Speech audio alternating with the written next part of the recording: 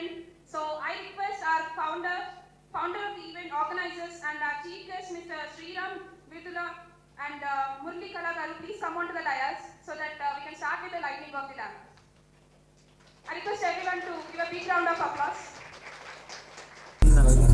दक्षिणहस्ते वक्रतुण्डाय नमः वामहस्ते शोभकर्णाय नमः ओष्ठे विघ्नेशाय नमः सम्पुटे गजाननाय नमः दक्षिणपादे लम्बोदराय नमः वामपादे एकदन्ताय नमः शिरसि एकदन्ताय नमः चिमुखे ब्रह्मणे नमः दक्षिणनासिकायां विनायकाय नमः वामनासिकायां ज्येष्ठराजाय नमः दक्षिणनेत्रे विकटाय नमः वामनेत्रे कपिलाय नमः दक्षिणकर्णे धरणीधराय नमः वामकर्णे आशापूरकाय नमः नाभौ महोदराय नमः हृदये धूम्रकेतवे नमः ललाटे मयूरेशाय नमः दक्षिणबाहौ स्वानन्दवासकारकाय नमः वामबाहौ सच्चित्सुखधाम्ने नमः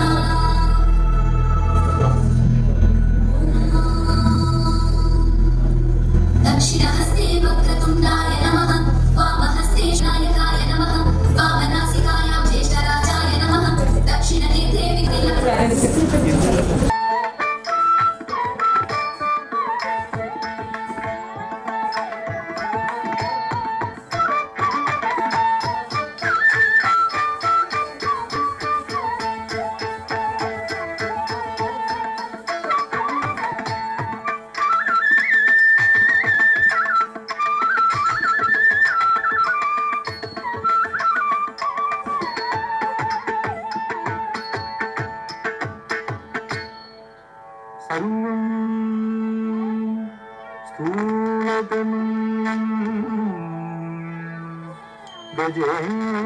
गजेन्द्र वदनं लम्बोदरं सुन्दरं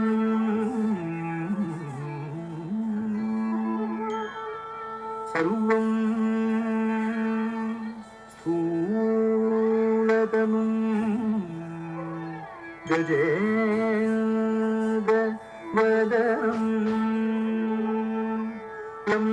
लम्बोदरं सुन्दरं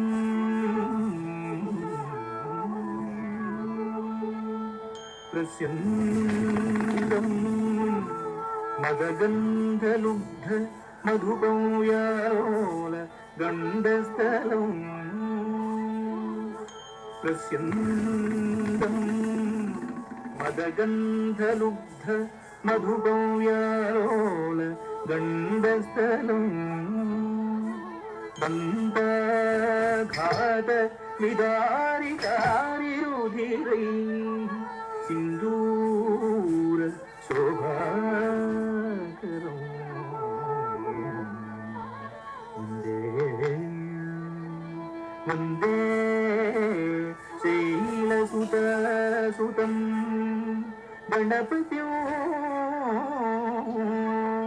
सिद्धिप्रदं काम्यदम्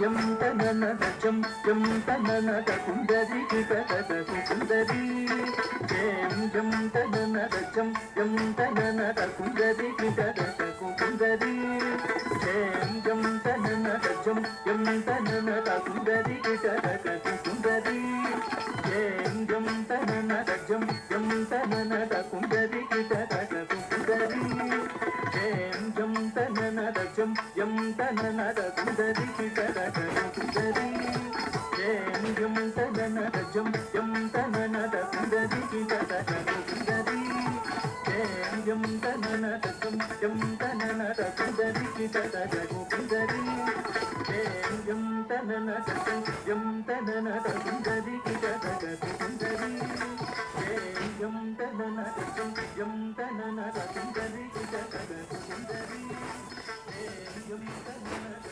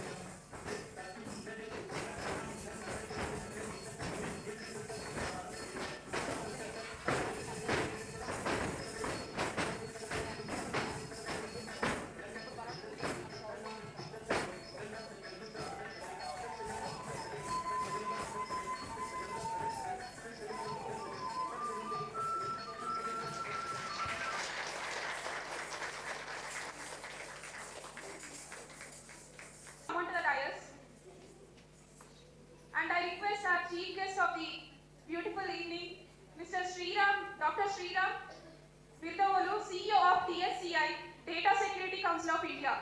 Sir, please come on to the dais. Give them a big round of applause, guys.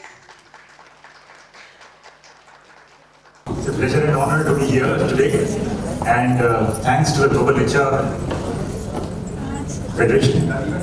Looks like a convention. It's an excellent idea to bring together all the HR people, because HR actually is one of the most important resources in an organization. According to me, more than finance, because it is people who generate the finance, after all. So, in Japan and all, they are considered far more important than the other functions, in the sense that it's the people looking after the people is very important. Now, I head the Cybersecurity Center of Excellence here, part of NASSCOM, we are the cybersecurity arm of NASSCOM, DSA, Data Security Council of India, and we have a Cybersecurity Center of Excellence here. We incubate over 55 cybersecurity startups. And I mean cybersecurity, I also include privacy in it. And we are working closely with the government of Telangana, with the industry. So large, medium, small tech companies and startups. And also we work with government, central government, state government, law enforcement agencies, intelligence agencies, defense policy making bodies. And then we work with academia and R&D.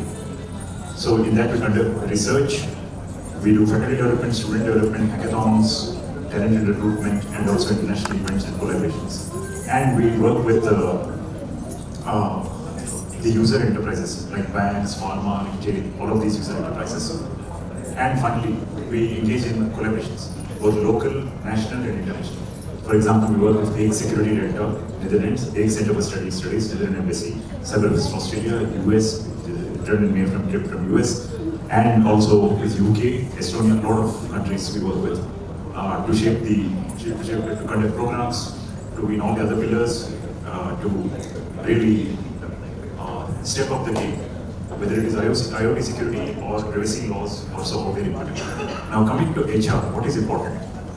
First of all, there is a lot of data right from the recruitment stage, when they get a lot of resumes and all, to the management employees lifecycle stage. There is loads of data.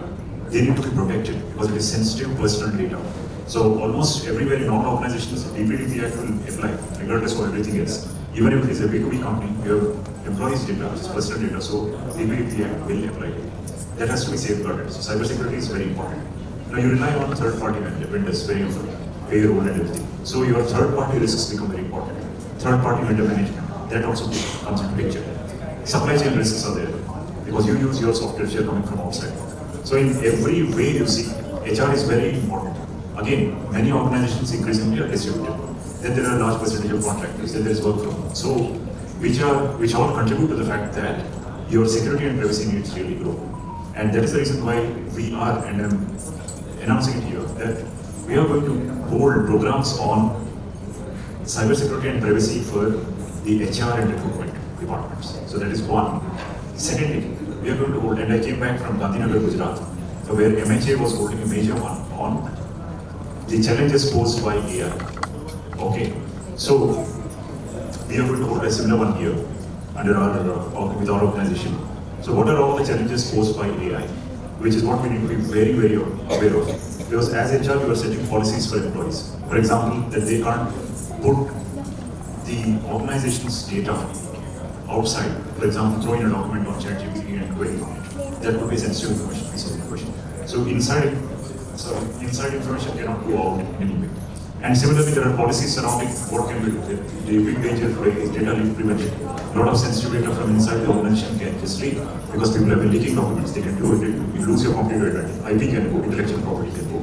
All these factors now HR needs to take the process. Increasingly, there are so many cases where of violations. And of course, the usual ones are always there. That there is this prevention of sexual harassment and all of those things. They have just got translated onto the online digital platforms that somebody is harassing somebody. So those are all there. But looking at the other areas, which are increasingly there, that is there. So AI and all, some problem that even if some wrong data is gone in the past traditional IT systems, you could delete some data and then the remaining things will function fine. But in the case of AI, unlearning is not easy. So a thing has learned, you can't unlearn. Just like a child learned, you cannot simply unlearn. In case of normal systems, you can delete some data and that is done. So that is one of the settings. There are several other things like hallucination. So increasingly, as HR also uses AI, then you need to be aware that where it can go wrong, where can it hallucinate, where can it take wrong decisions, what needs to be done. So they also need to have developed that kind of focus. Fortunately, on that topic, we have an expert here only who will talk about that. But with that, I'd like to really engage the HR in discussions and conversations which will lead us to the next generation, the next stage of evolution, as you will, so that we are not left out. So, also I'd like to say that there's a spectrum of companies, from startups who are hungry for talent and who have their own challenges. They can't pay as much as the other MNCs and everyone who's out there, large companies. So they need to do a variety of things in order to do that. So how will you spot and identify talent in emerging technologies? What does it take to say that somebody is very talented in an emerging technologies area? The HR doesn't have the tools or wherewithal to really judge. So technically, in order to build knowledge. Then secondly, when it comes to global MNCs and all, we need to be adherent to policies because they are global distributed organizations with a variety of global norms. So to give you an example, about 137 countries have adopted privacy laws. For example, Europe has GDPR, right? California has CCP, and similarly all the others. So if you are dealing with those, if your markets are there, or your employees there, or anything like that, then you need to be very much cognizant of all the laws which are there and need to be compliant. It does no good to land the major lawsuit in the HR court because you take any big aspiring company here, whether it's Infosys or anyone else, only a slice of its revenues comes from Indian markets, the remaining one is from global markets, which means when you're dealing with all of those things, clients and all, you need to be absolutely be aware of all the rules, policies, regulations that we need to follow. So that's a good growth path for the HR career themselves because from a normal one which is grown here, learning Indian policies, is now grown to a global level and that will pave the path for his growth. Then you need to be about global teams which are there. So you soon will have managers who are managing global teams because many of them, there is severe shortage of manpower in Japan and in Europe. So just now, only yesterday, I think it came in the news that Modi has opened up 90,000 visas for Germany. Not Modi, sorry. Modi has enabled those discussions. They enabled Germany to open up 90,000 visas. So our people here need to be very capable to run global teams, sitting anywhere. It's not going to matter, okay? And there's a severely aging workforce, so all these needs are going to arise. So in short, our HR needs to step up to the global standards, be able to the next gen, number one global, number two, it needs to step up to the next generation of technologies and tools, okay, and be aware of how to handle data. Then regulate compliance, they need to understand that. And how to harness all this and take, not merely that we are somehow starting and following, but you are a leader, you are able to leverage all these to really create better value propositions. So with that, this is an excellent forum. Thank you for picking up this forum, and I wish it every success. Okay, thanks for inviting me as a guest, and we hope to continue to stay engaged. As I mentioned that we have a variety of programs. Please do reach out to us should we need help in any one of them. Emerging technologies, cybersecurity, privacy, anything. We'll be very happy to conduct and engage with you in the future. Thank you.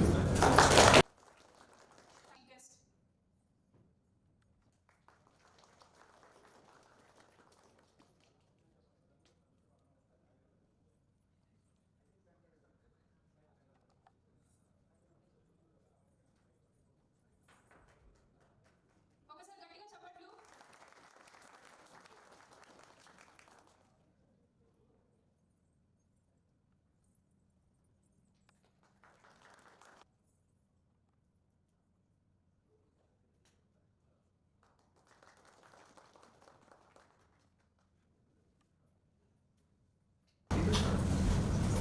And whoever sitting, back side కూర్చున్న వాళ్ళందరూ కొంచెం ముందుకు రావచ్చు కదా. అంటే back ఉంటే బ్యాకే ఉండిపోతాము, ముందుకు రండి.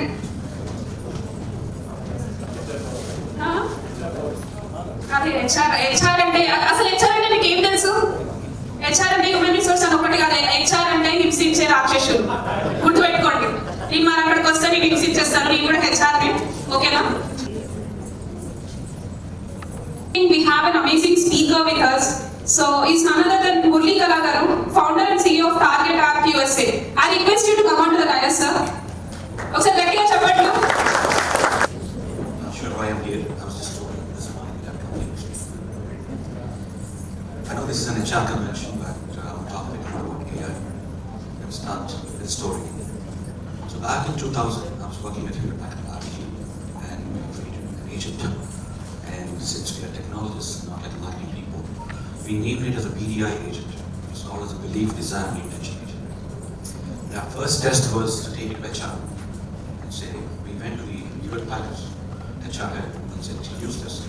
This will help you with your day-to-day problems. It will match your CV, it will match up your salaries. She looked at me and said, I'm really a secretary. So we were not giving her a secretary, we were actually giving her a beautiful AI product. She never bought it. So it was thrown away. And 3 years down the line, I'm sitting in a pub, and one of my colleagues called me and said, congratulations. I asked him why. He said, our product is now globally very popular. And by the way, they gave it a very nice and sexy name. That's the point. It's called a Siri, which is a very form. So that's how most of AI products are kind of looked at in the past. But now it's coming back with the vengeance. But I feel that AI is one of the most misunderstood and widely used word right now. Everybody thinks that models like ChatGPT are AI. And I was just listening to some people say that we want to use AI as an HR person to match CVs, find right individuals, whatnot. But that's just tip of the iceberg. There's much more you can do with AI. And first of all, before you even start to do anything with AI, you will understand that data is everything for AI. Garbage in, garbage out. These models, as Sriram said, are like kids. It's very, very hard for any individual to make these models unlearn if it's garbage. And if you take AI, HR as an example, you have data which is coming from different silos. It's siloed. It's in different formats. It's in different languages. Whatnot. There's tons of differences. Every technology company comes here and then says, here's my AI product. It'll solve all your problems. That's it, one-stop shop. But what they never tell you is that you've got to do a lot of data wrangling, and some poor guy or a bunch of guys should burn the midnight oil to get all the data together and make that tool work and produce some sort of this. That's not the right approach. I think even in HR or any function, as a matter of fact, you will first build a strong data ecosystem, which then will enable AI to perform properly and stop hallucinations. And hallucination is something which is very, very dangerous, especially if you take it to the enterprise level. In order to do that, you've got to build an ecosystem. So I'm not here to talk about my company or our platforms or our products. I just want to say that you as an HR person, when you're trying to evaluate individuals who come to your organizations, the first and foremost thing you've got to understand is how aware is that individual, he or she, is about the core fundamentals and foundations that are required to make things successful. AI is everything going forward. That's what they say. And I just heard someone tell me that the entire future is consultants who will be working with the AI as opposed to employees who are working on projects related to AI. The ecosystem is changing and evolving, and likewise the HR also should evolve and adapt, especially in terms of how you look at it. Your job's not just trying to screen CVs and candidates. It's going beyond that. It's you're trying to understand a person's thinking perspective. And I know a lot of people who are extremely poor in technology, but they have a very good holistic thinking aspect. And these are the people who are more important in the current generation to actually make things successful.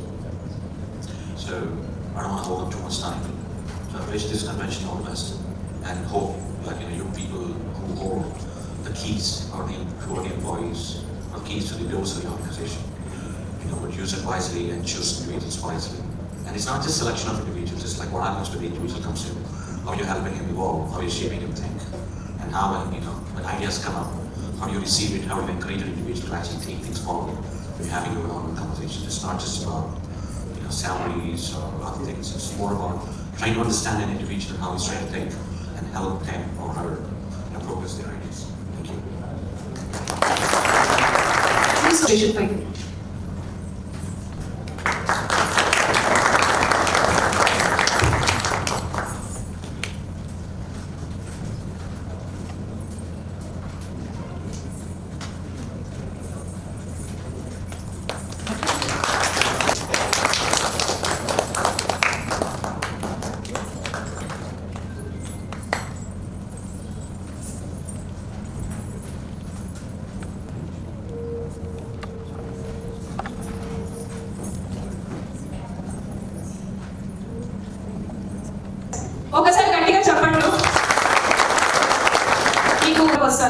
Entertain చేయడానికి.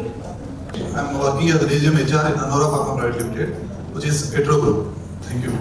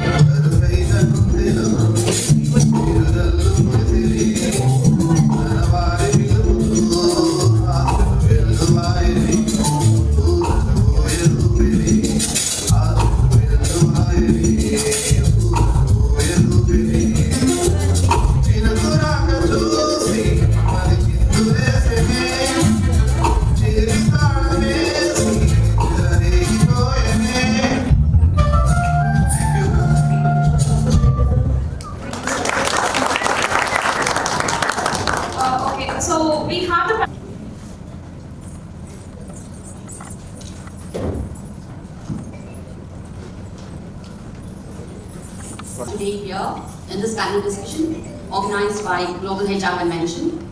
And the topic for the panel discussion today is the human edge in AI-powered workplace. So as we all know that the world is transforming fast towards smart technologies, smart working systems, and the AI taking the precedence over various other things. So this has influenced all the walks of life, especially the way we are working. This has automated the systems, has made the work easier, smarter and faster, and with its power of data-driven decision making, this is influencing the way we are working. So in this context, what becomes imperative is understanding where does the people stand? How does the work of the people is getting affected? So there's a time where we all had this doubt, will this replace humans? So keeping that in track, what we must understand is this is something created by us. So we are here to stay, but how do we stay?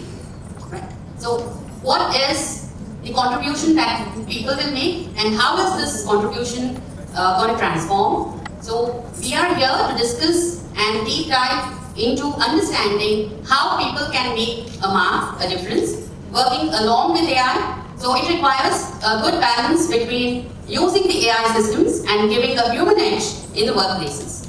So aptly, we have our expert speakers who will give us their expert advice, and we can have a comprehensive solution where we can find the right balance between working with AI and creating a human edge with empathy, innovation and creativity. So I take pleasure in introducing our panelists today.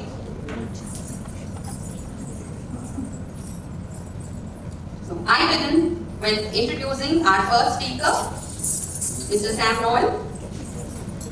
He is Associate Director, Tension India Private Limited. Thank you, sir. Thank you for being here. Sam Noel is turnaround specialist with 20 years plus of experience in techno-functional exposure in managing talent acquisition, global diversities, deliveries, strategic accounts, program and project lifecycle management. He has proven success in streamlining operations and integrating businesses while increasing productivity and exceeding profitability benchmarks with 360-degree knowledge of technology domains. He is a global talent acquisition leader with a demonstrated history of working in the technology. Skill in executive search, technical recruiting, sourcing and team management. Sam Noel is here to give us more deep insights into our topic today. Thank you for being here, Mr. Sam. Now, I take pleasure in introducing our next panel speaker. This is Madhavi Gundavadyala. She is Director of Program Management from Quarks Technosoft. Madhavi is a versatile women leader with 18 plus years of experience managing businesses and multiple projects in the global market. In her career, she has handled program management, account management, delivery management, project planning, execution, risk management, stakeholder management and resource management. She has won several accolades and awards during this tenure, and popular ones being, she has been awarded Best Women Leadership Award by Icon Foundation in 2024 and awarded Most Influential Women Leader of the Year in the year 2024. A big round of applause and thanks for being here, Ms. Madhavi. Then our third speaker today is Mr. Prakash Bharatam. Prakash Bharatam is SAP consultant and with 20 more years of experience. He has a rich consulting experience and subject matter expert in SAP logistics and project controlling. He has varied experience in different industry verticals like pharmaceuticals, chemicals, automotive, telecom, power and mineral processing. More than 15 years of extensive experience in people and practice management, years of experience in global service ownership. Prakash has led digital transformation into S-1 HANA, which has to be used with SAP. If we are introducing AI, that is what I just apparently got the update from him. And he's also been among the first few who took advantage of ML offering in SAP. One of the first IoT projects in SAP's S-1 HANA was led by Prakash. That's great, Mr. Prakash. And thanks for being here. Thank you. So, we have rich experts into this panel today. So, let me begin with talent acquisition manager, because more and more what we require is talent today. So, gone are the days when we had personal management and other things, and today we talk about talent acquisition. So, sir, the name itself says that, we require a new kind, or we need to create a new kind of a workplace culture where employees embrace AI as a tool, right, and work with it. So, how do you feel? Do they require collaboration or an edge is required? If so, how? Organizations should communicate clearly and set a vision on AI initiatives, its role and benefits, right? So they should train and equip the employees with AI knowledge and skills, right? And then emphasize collaboration, how AI augments with the human capabilities, right? And then ethical use of AI, so ensure responsible ethical use of AI across the organization. And then we also have another point where they seek inputs from the employees, right? So when they're taking initiatives and they seek inputs and feedback from the employees, right? And then finally, set an example, leadership, set an example, demonstrating how AI is used across all levels. I hope this answers my question. So, as you said, AI is used in taking the people, training them, and onboarding and these kind of activities. Apart from it, okay, so just tell me what kind of human skills are required if we are, using the AI and working with the systems. What kind of human skills are required to use the AI? Typically in hiring, so other than candidate screening and shortlisting CVs, right? So kind of human touch is required to ensure better candidate experience by taking the candidates. So candidates expect a trusted human partner to join an organization, right? So usually AI lacks empathy and understanding. So human touch is always required to. Human touch is more than anything, though we are using AI, a human touch is something that will be missing. So that is where people come to this. Yeah. Thank you, sir. So, ma'am, more on, we're talking about people and how we are using AI in this people management. And you are a program manager. So, can you please explain your role in communicating and leading as program manager, where people are using AI for their program management? Definitely, madam. Generally, in program management, what is more important is communication, collaboration with the stakeholders, and also exhibiting the leadership skills. So, what I am usually involved in the project initiation and the planning phases as of now.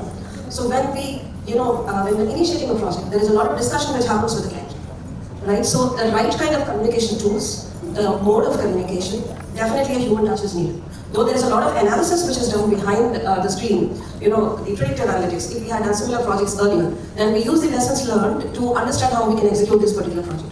But at the end of it, definitely the human analysis, it plays a major role than the tool analysis. Like we say, basically a system is a Lego, right? What we give and that is what we get. So what we give is again dependent on the people. So what kind of a task we are giving it and what is the output we are getting. So it is only a facilitator where it is helping us expedite the things and give certain answers, something like that? Absolutely, I agree with you. The right kind of input only will give the right kind of output. So definitely while giving the input and analyzing the output, the human touch is certainly needed. So this is where the communication, the leadership skills are essential in project management. All right. So Mr. Sam, continuation with what ma'am was telling and what we were discussing. So, the change in scenario basically requires a new kind of training to be provided to the employees before they actually start working with the AI. Right? So AI is not a replacement, rather it is something where it is helping us do our work smartly. Right? So what kind of specific skills are required to be given? See, it's mostly on the behavioral aspect, like emotional intelligence, right? So people can be trained on emotional intelligence by putting them in workshops, right, to enhance the emotions, right, and the behaviors, right. So which will definitely enhance their skills, right? And then critical thinking is another aspect where employees can understand the patterns given by AI, but they can break down that into complex analysis and then take informed decisions. So where people have to be given is analytical skills and critical thinking and evaluation is something that, me being an academician, this is what we keep telling, that the creativity in the people is required, so talent is required basically, that is what makes the talent acquisition analysis over here, right sir, like you said. Prakash Garu, this is for you. As AI continues to evolve and it has its wings spread into every department or every function of doing business. Can you please highlight on how organizations foster collaboration between human teams and AI systems, right? To drive the innovation, basically. Because just now as we were discussing, we said we need to use AI in creating innovative systems. So how can we collaborate doing this? To start with, we should all first believe that machines are intelligent, and we are enabling them. So the enablers should also be doing it right ethically. So I'll give you a couple of examples. First example is in Michigan State. They have used the old historical data and made these speed guns across the highway. The traffic police has implemented this project, and eventually the data model worked in such a way that it was only catching blacks. So it is also behaving exactly how humans are behaving. So as you just said, right, what data you give, it's the same garbage out you will have it. So that's one problem. Another problem in teaming up, bringing the right ethical teams. AI already has set into our work. It's already 20-25%. We started taking our work, and we are still unknown about it, but it is happening. Certainly, it is happening, and I have myself seen how these models are refining themselves.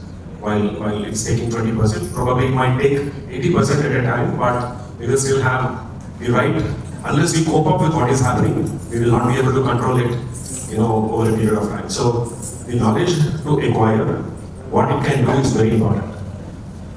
So I come from that perspective, and myself, my company, my teams, we focus mainly on that part of it. An evolution has happened, evolving of the people in using the smart technology smart way. That's really good. But in the process of using the technology in a smart way, we also come across that people might be misusing it or abusing it. Right? We come across all sorts of things. So ma'am, here in an AI-powered workplace, can you just highlight on how can we ensure that the human-centered values remain, right? And as a program manager, when you're working with your team, keeping an eye on everybody all the time is not practically possible. So what remains a priority? How do you actually, especially in customer service, program execution, leading your team and all that? Can you please highlight that? There are several project management tools which actually invite the AI also in it. For example, the Jira. Okay, and even during the meetings, we do have a lot of AI tools which actually transcribe the entire meeting, summarize, and then give it to us. It makes our life easy, there is no doubt. It even gives the action items what next meeting should have. But at the end of it, we must understand what is the objective of the meeting. And that is something which the tool cannot generate. When we are sitting in a meeting, we should understand why we are there, what we want to communicate, what exactly we want to articulate, and what is the outcome of the meeting. Whatever we speak, the tool will just take it as an input. So again, I'm coming back to the same point. Input is very important for the right output. That's right. Right, so Sam, sir, can I ask you, as AI is taking over the routine tasks, right? How can the leaders help employees develop skills? Like you were telling, and it's important, creativity is important, critical thinking is important. You just need to build the trust. Okay, so honest and transparent communication builds the trust between leaders and employees. Right? So that elevates the fear and anxiety of the insecurity of the employees. AI taking over their jobs, right? Set the expectations, right? So the expectations about AI's capabilities, AI's abilities, and how it impacts the roles and responsibilities of a particular employee, right? And it also helps with anxiety and uncertainty. Highlight the AI benefits, like how. Do you have specific training programs where you are actually instilling or imparting these characters? We do have training programs, especially in terms of hiring. So we automate our application tracking systems with AI-enabled platforms, right? So we train recruiters how to use AI effectively, right? So you also need to of AI training. Some organizations are there, some organizations are not there. So most of the organizations that have implemented AI-enabled, AI-run platform on ATS, right? So that will help recruiters to replace the routine tasks of screening and shortlisting, and then candidate assessments. Right? So this kind of communications or leaders builds the positive outcome to the employees. I have just heard somewhere that organizations use employee-specific dashboards where they have their training modules and the track of their performance happening, and based on that, some suggestions on what kind of trainings to be taken, and creating some online modules where they are trained on this. Yeah, skill assessments. So they collaborate skill assessments. They understand the skill gaps and then ensure employees are given constructive feedback and then work on the improvements. Thanks. Right, sir. Okay, when you impart your training and you give these kind of things to employees, do you have a tracking mechanism where you can conduct post-training things? I would like to add to this point. See, when there's a training given, there's training effectiveness also which is captured. How much the employee has grasped and how well he's exhibiting in his work. So the training effectiveness definitely, when you learn something, you have to improve. Otherwise, it becomes just a cost factor for the company. So when we see that the employees become more productive, okay, there is no repetitive task or he's not wasting his time, that means the employee productivity has increased automatically. So that usually there are quarter-on-quarter feedbacks which the employees they get. So when the improvement is seen by his reporting manager, that means the training has been successful. Only training and these kind of activities, and the program managers are into actually looking into how well that has gone into the work of the employees, something like that. It is the RM actually who decides, whether the training has been effective or not, because he actually, day to day he knows what his reporting employee is doing. So he would understand, pass on this information to L&D and finally to the performance of the system. Right, this calls for asking me this question, when the training is given by these people, and it's actually, the training is required, the work where they're doing, right? So there is a clear communication required on what aspect the training has to be given, right? And then, delivering the training deliverables, right? So there, you all work in cohesion, where, so just tell me the role of how well the program manager has to communicate and, upstream with the talent managers, downstream with the employees. Right? I'll give you an example. The project where I was working, it was Java based. But then there were new projects coming up based on Python. Okay, so we actually, all the candidates who are interested in learning Python, we asked them to nominate themselves because we know there's a new project coming up. And there were also a few names which were suggested by the client because they felt they are good at their work and they can move to that particular project. So quickly we upskill them. We had the Python sessions for them and then we upskill them. Sometimes they're technically very strong, but then their soft skills are not very good. Maybe they can't communicate to the client-side project managers, they're not very good at it. Then we give them soft skill trainings also. Maybe the communication or the interpersonal skills. Cross-skilling and upskilling usually uplift employees for career growth. Right? So those areas satisfied. So right. Prakash Garu, you being an SAP consultant and specializing into this area. Now, I just want to ask on specific to that. Can you just elaborate on how can SAP systems be optimized, right, to enable better collaboration between human teams and AI teams? Okay, SAP systems, what kind of specific features or modules are actually taken up in collaborating these teams? SAP, is one of the big companies, software companies in the world, maybe in the top 5. They always keep abreast with what's happening in the IT industry. So they were luckily about 10 years ago introduced a platform called S-1 HANA. So this is like they converted their old SAP system into S-1 HANA, which runs on in-memory computing. Basically, the database is no more sitting on a magnetic tape. It directly sits in the RAM itself. So by doing this has gone about 1,800 times faster. So there's a more computing power. So this helped in adopting AI much faster. This made SAP actually go a little ahead compared to their competitors.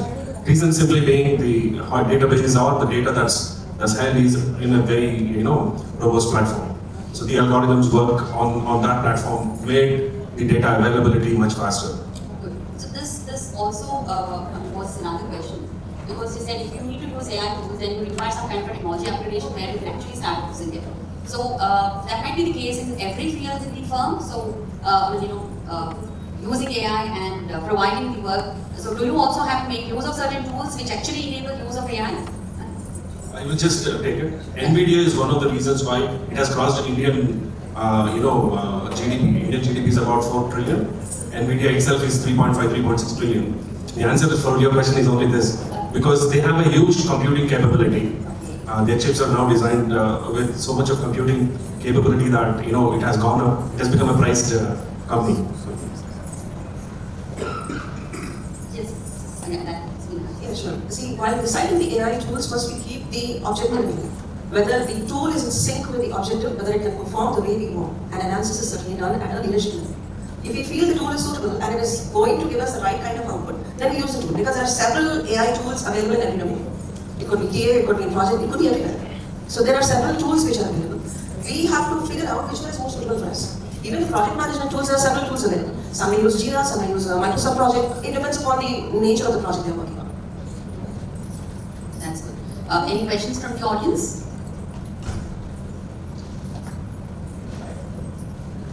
Organizers, can somebody help the audience with a mic, please?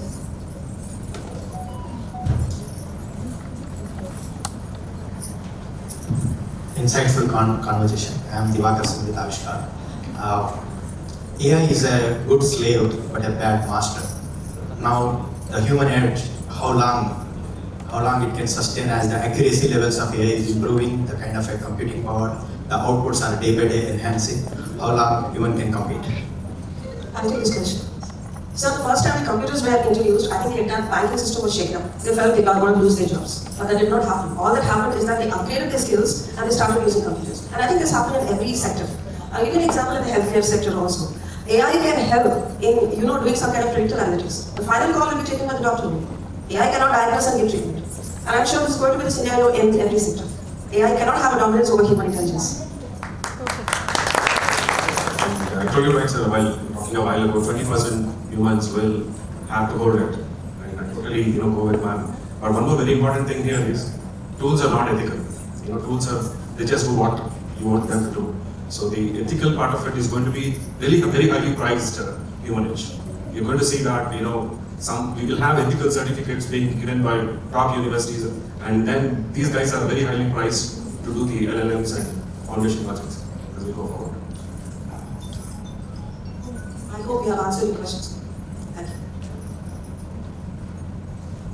I think the answer for her question is, everyone must have watched Robo 2 movie, right?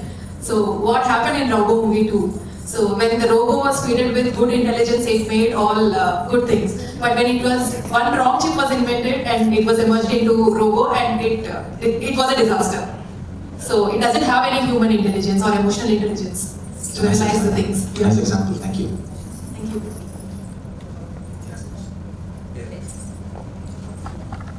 Nowadays, like empathic AI also is built into the voice agents, so they can analyze these things as well. So a lot of times we say empathy is not there with AI. So how to cope up with them? Like I feel a lot of jobs we can lose there. I'll take this question also, or somebody. But human emotional intelligence plays a major role in creating relationships and then conflicts resolving, and then even be critical on navigating complex social causes, right? So recently in our organization we have a chatbot talk to us, right? So people are saying that AI has empathy, but when certain questions were asked back, it just disconnected the call. So I don't think it is still there. So we add a few things there. But it depends on what kind of a training they can analyze all the data. So a lot of things like they can analyze the communication, a lot of things they are doing. So just wanted to take a little more reference on that. I understand that AI, based on our emotions, whatever we are going through, we can pose questions to chatbots. But chatbots are, already predefined algorithms. They have predefined algorithms. If you have observed in certain chats, if they don't get the right kind of input, they can keep asking the repetitive question, because that is not what the chatbot is expecting from us. It will capture intelligently if it is going in the same pattern the way the chatbot wants. But if you twist the question or you change the sequence of it, repetitively it will keep asking the same question because it's not getting the right input. So finally it has to be directed to a human who is going to answer these questions. Prompt engineers coming into picture, and there's a growing demand for prompt engineers and content builders. Right? So what basically AI does is algorithmic intelligence that it has. So based on the way we are posing the question, it gives us the output. So that is where the prompting becomes important. Giving the right keywords becomes important. Otherwise, there can be a conflict between what kind of question we are making and what is the answer we are getting. This is also happening. Right? If you are unable to give it right question, right? If you are not able to promptly ask it what you require, then it goes into a kind of jigsaw, or it says that it is confusing, put it better, something like that. We've also seen these things happening. And also just wanted to check what kind of ethics companies are following nowadays. So for using AI. So do you have any ethics companies? at least in the business community, I can, it goes back on a lot of historical data for its performance, right? So the large language models are also created in such a way. It could be video, audio, LLM contains all formats of data. This is quite rightly analyzed right now, and there is still a lot of scope of improvement, but still, it is already there in terms of ethical and empathetical, involvement heavily. And these are again, consultants that are going to be very highly priced tomorrow. The computer engineers right now, whom we see them as very priced, we'll see tomorrow as ethical computers, ethical certified computer science engineers. So we'll see that happening. Thank you, Manas. The employment is not at all affecting due to AI. I have seen it affecting already 20-25% in our jobs. I'll give you one example. There's something called an account reconciliation of GR and IR in SAP. So SAP already introduced quite a few areas of AI and ML. This is one such example. So what it does is every month you have to do a period closing, and this account has to be closed by people who are working 7-8 days of work will go into this for 3-4 accountants in almost most of the company. So it has to come to zero to go to the next period. To reconcile it, it's now made AI. An intelligence has brought into that it clears off whatever decision, if you have forwarded it to someone else, or you have taken a call for next invoice adjustments, all that is now taking by itself. So 7 to 8 days of work is gone, so 3 days already there.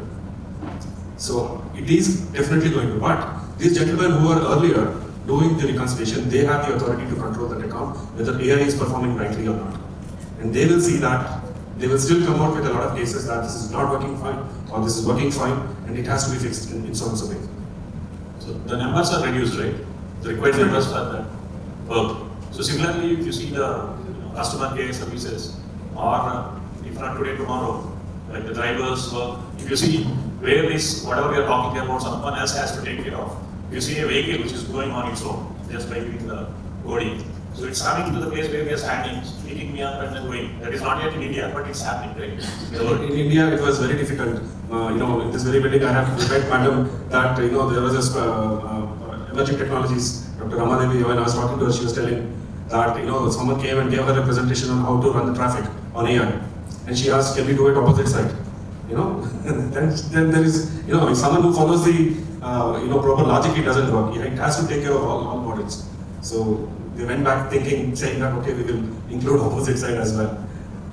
Maybe due to the population strength that we have, and also maybe we are not that disciplined in the traffic and all, they are not able to implement here. But otherwise, what I heard here in the other media or wherever, down the line 10 years, we are saying we are going to be a global third country. So naturally, automatically, we will be having some disciplines again coming up.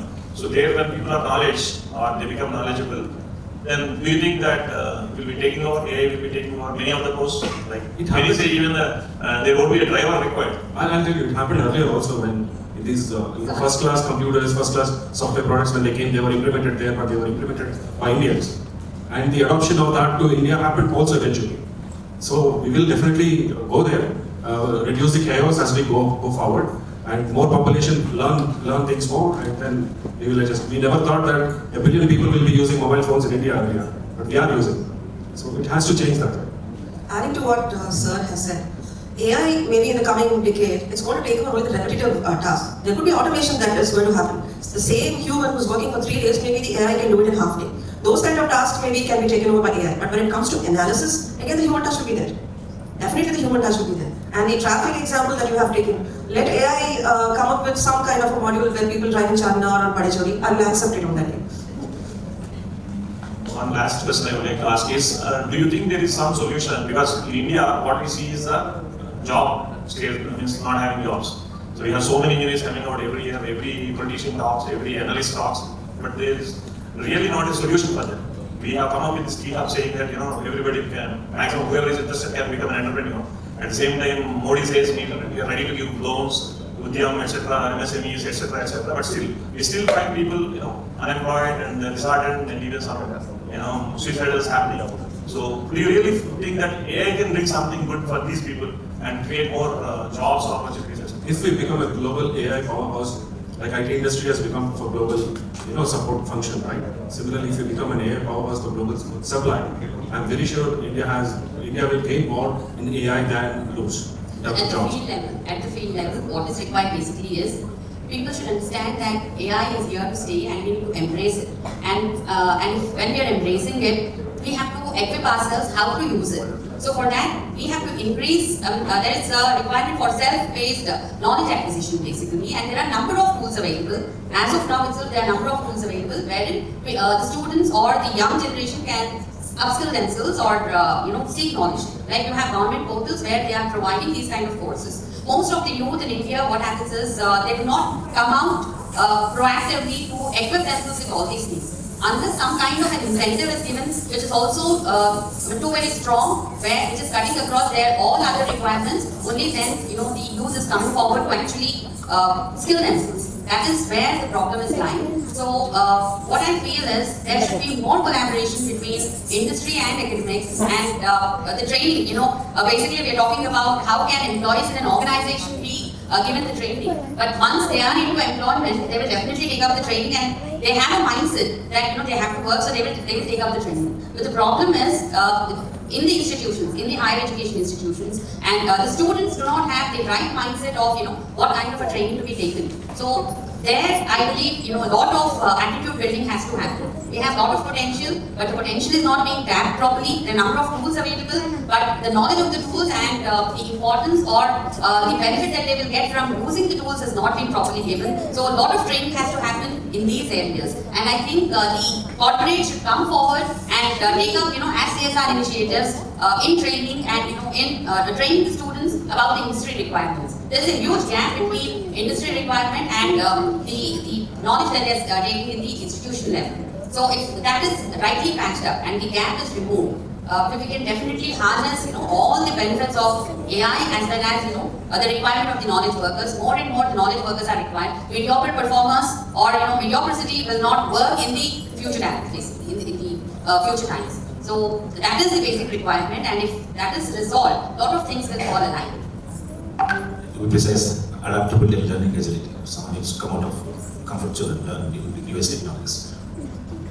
I can add one opportunity which all this turmoil is that artificial intelligence linked up with IoT to the robotics can transform entire manufacturing landscape. If we take the leap start there in AI, already we are in, and we can get into some kind of a market share of China, because all the practices, manufacturing practices are going to be disrupted, and there the manpower requirements and employability high. There is one ray of hope, but other kind of jobs, probably I think telecallers, I don't want to name many things, the kind of an AI calling I have seen, it is calling and scheduling for Tesla car appointment so perfectly. I think human can compete as of now. So this is going to be further more accurate in the future. So the hope is in manufacturing, if we are moving from AI, IoT and robotics, these few inputs have. For defense as well. Defense. Thank you.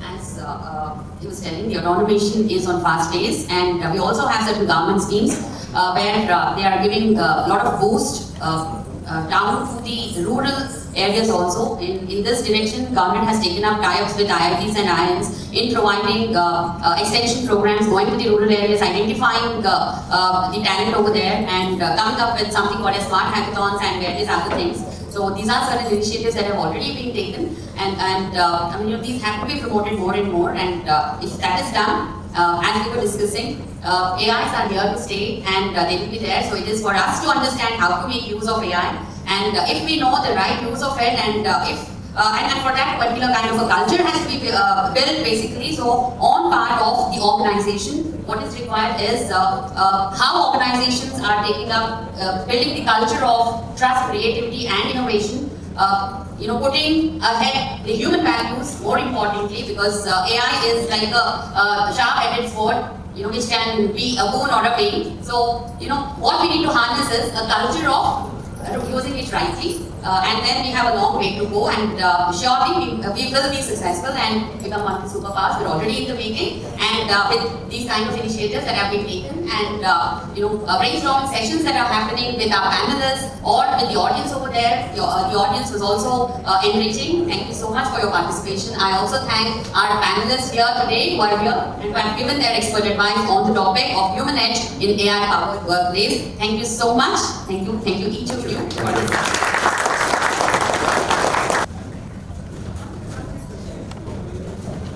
We have a small demonstration. Please be on stage.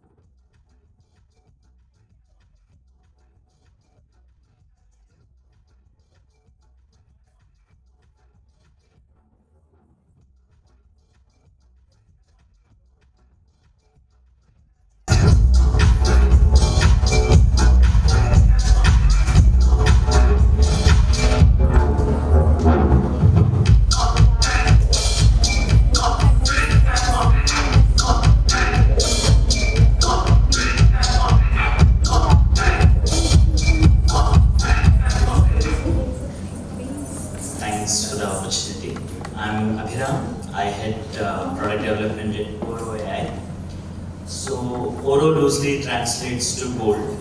So I know all the HR professionals here wants to mine the gold and get the best for your organizations. So that's why we started building Oro AI.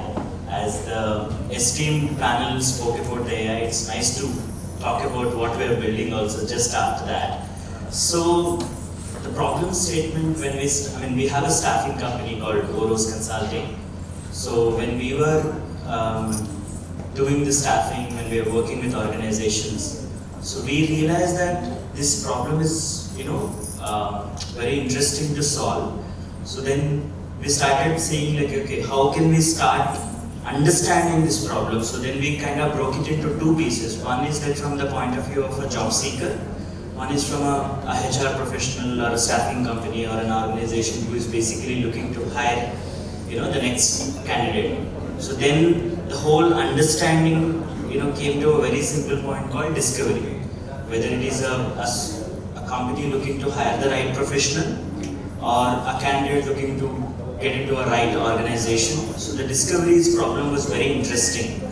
Since we ourselves are a staffing company and we had tons of resumes, so we started building our own machine learning models. So we took all these resumes and started building and started fine-tuning whatever existing LLM models are there.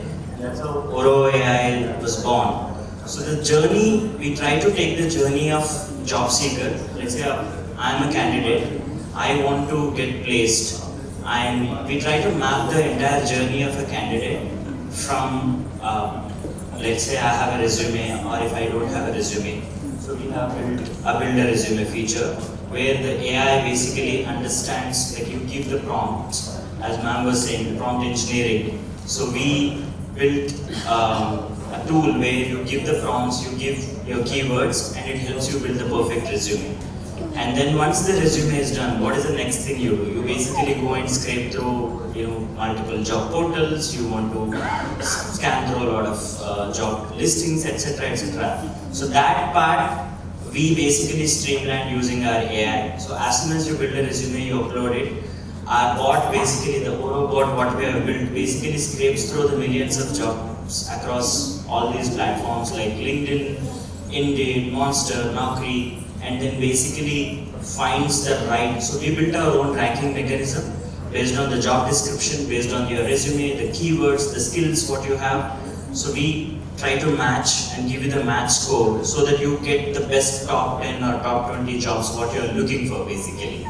And this is what a lot of HRs would love to hear. So as a candidate, I don't want to stumble in my interview, and as well as you also HRs don't want to get some a random person coming in without knowing the answers. So we built a very interesting feature called Dialogue. So what it does is, like based on your resume, the AI automatically creates the job interviews for you, where you can actually start upskilling yourself basically.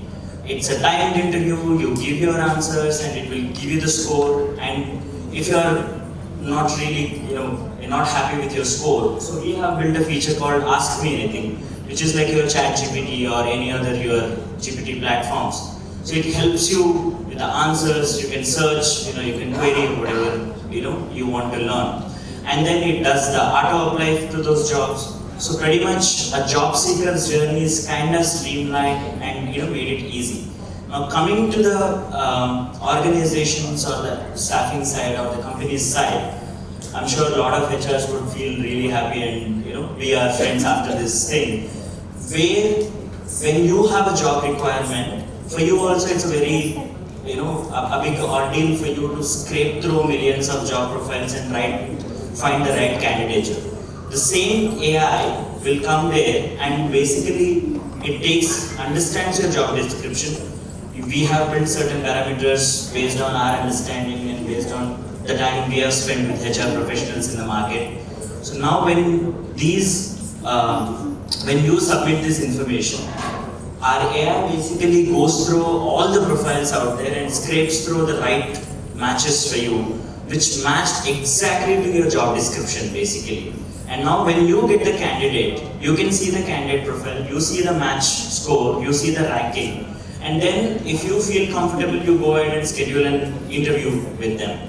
Instead of you mulling over millions of job portals and finding the right candidate.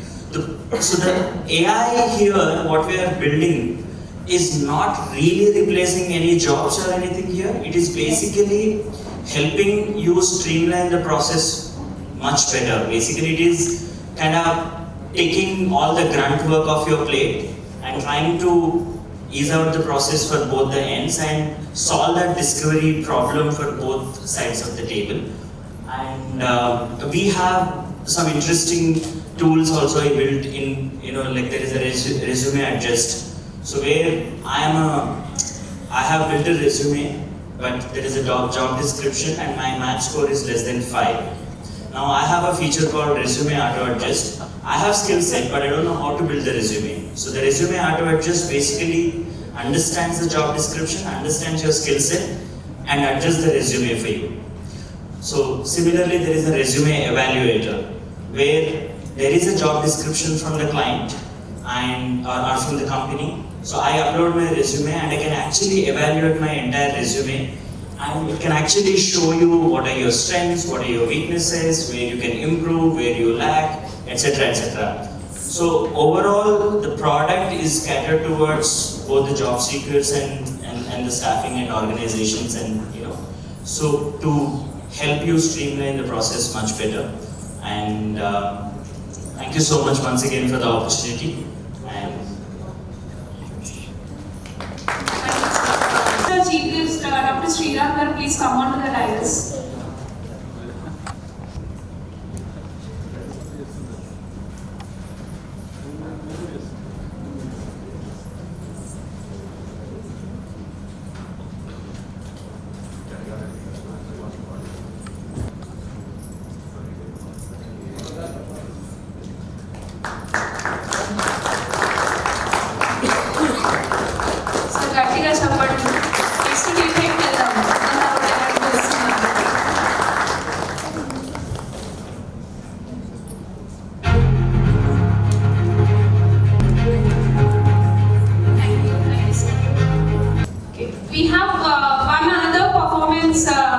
with that wonderful girls. Please come on to the dais.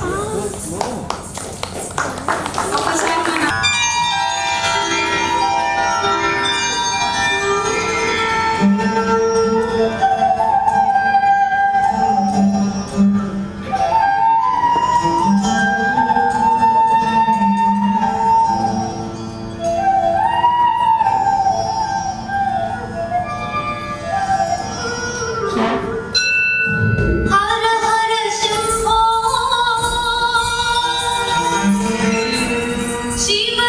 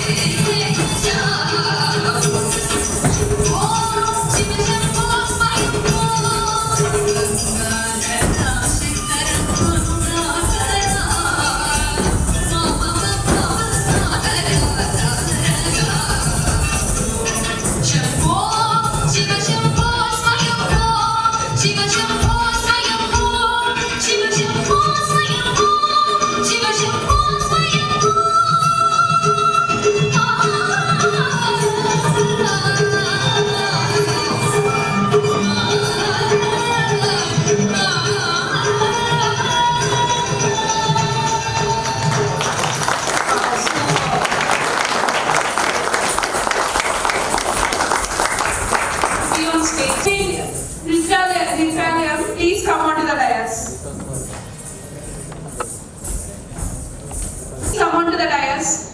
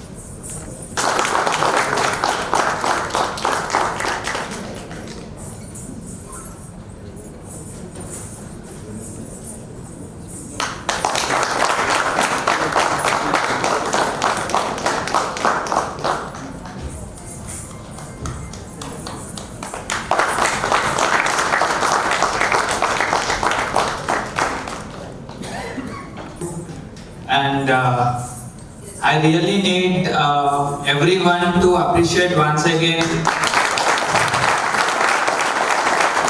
The reason is they have come all over from Nagore, somewhere that area, and they are here around 2:30. And with all this makeup, the dress, the carrying is. You all know, like most of the ladies, if you wear a sari and going to a function itself is, hectic. Okay? But these people, in the chinna pillalu, in the costumes, headband, 4 to 5 hours, manamu standing ovation ichina tappaledandi. And the performance what they did is excellent. Right? You do it or not? It's not about the kids or it's not about the people who are in a very better position. So we have to respect each and everyone who while in the custody they performed. So that's the reason. Like I was requesting you for a standing ovation, and thank you everyone.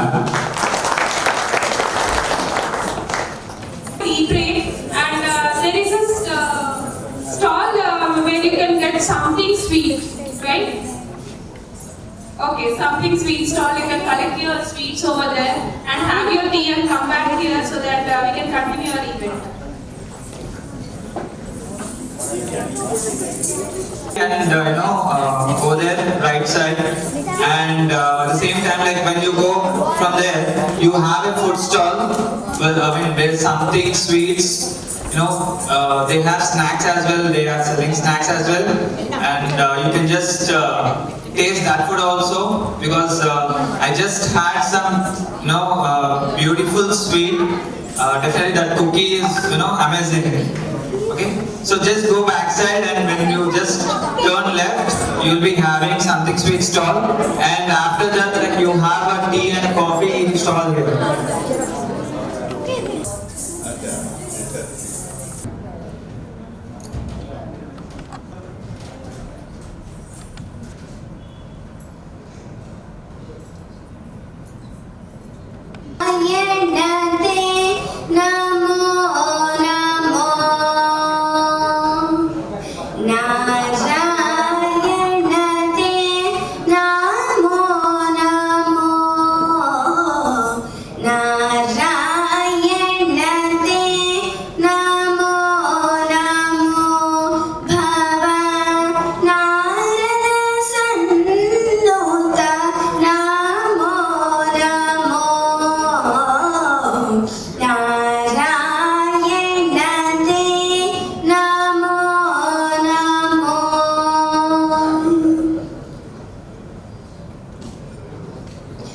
Murahara Bhavahara Mukunda Madhava Garuda Gamana Pankajanabha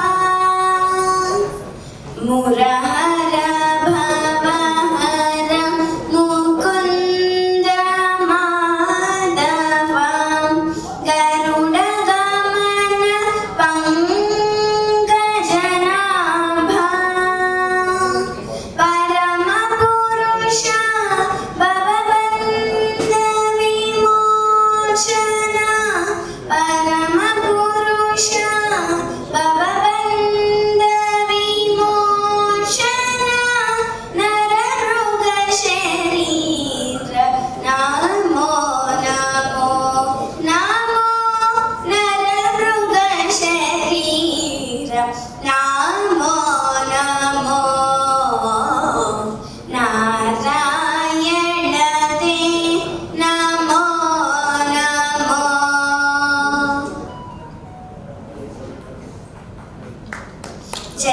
Jaladisayana Ravichandra Vilochana Jalaruha Bhavanuta Charana Yuga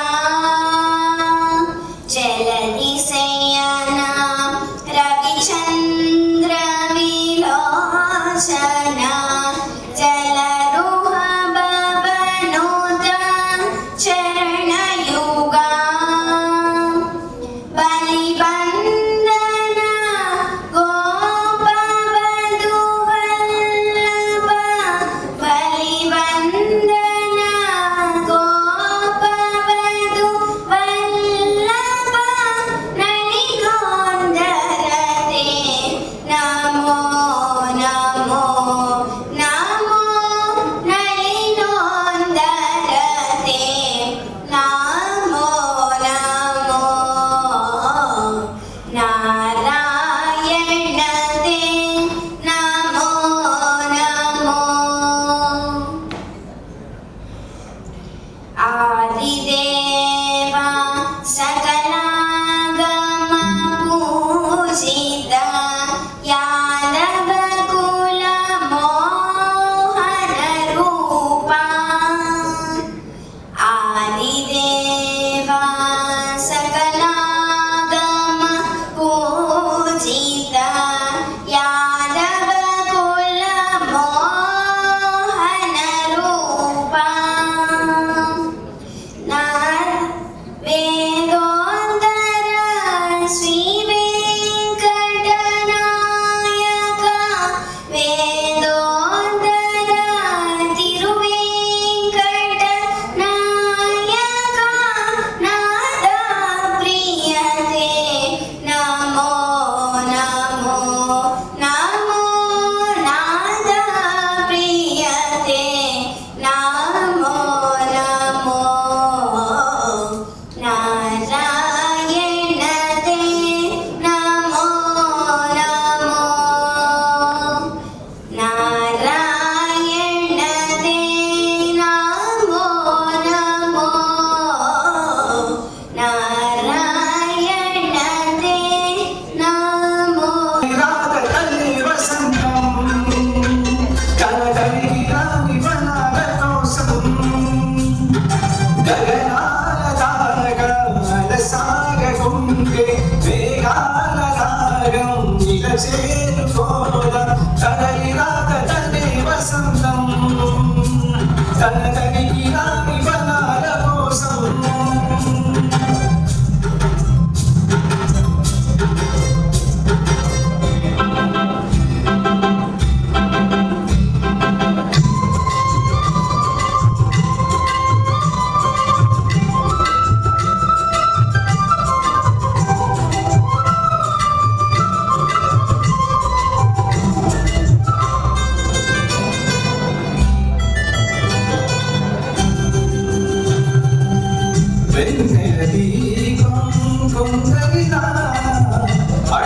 సైతం వెలుగు కదా దీపం కొంగల్లా అడవికి సైతం వెలుగు కదా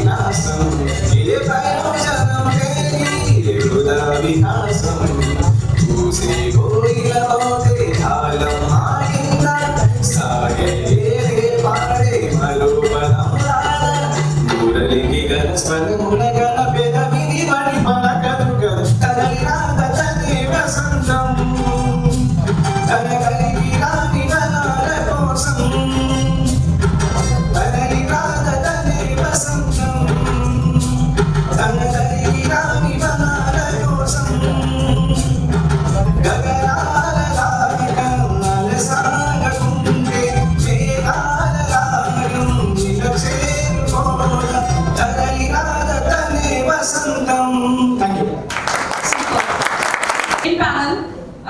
So first of all, I would like to invite our panel members for the Global HR Convention 2024. The topic is leadership from within and outside. Okay, so first guest I would like to invite Ms. Srilata Shankar Garu, HR L&D Head, Independent Consultant. Please give a big round of applause.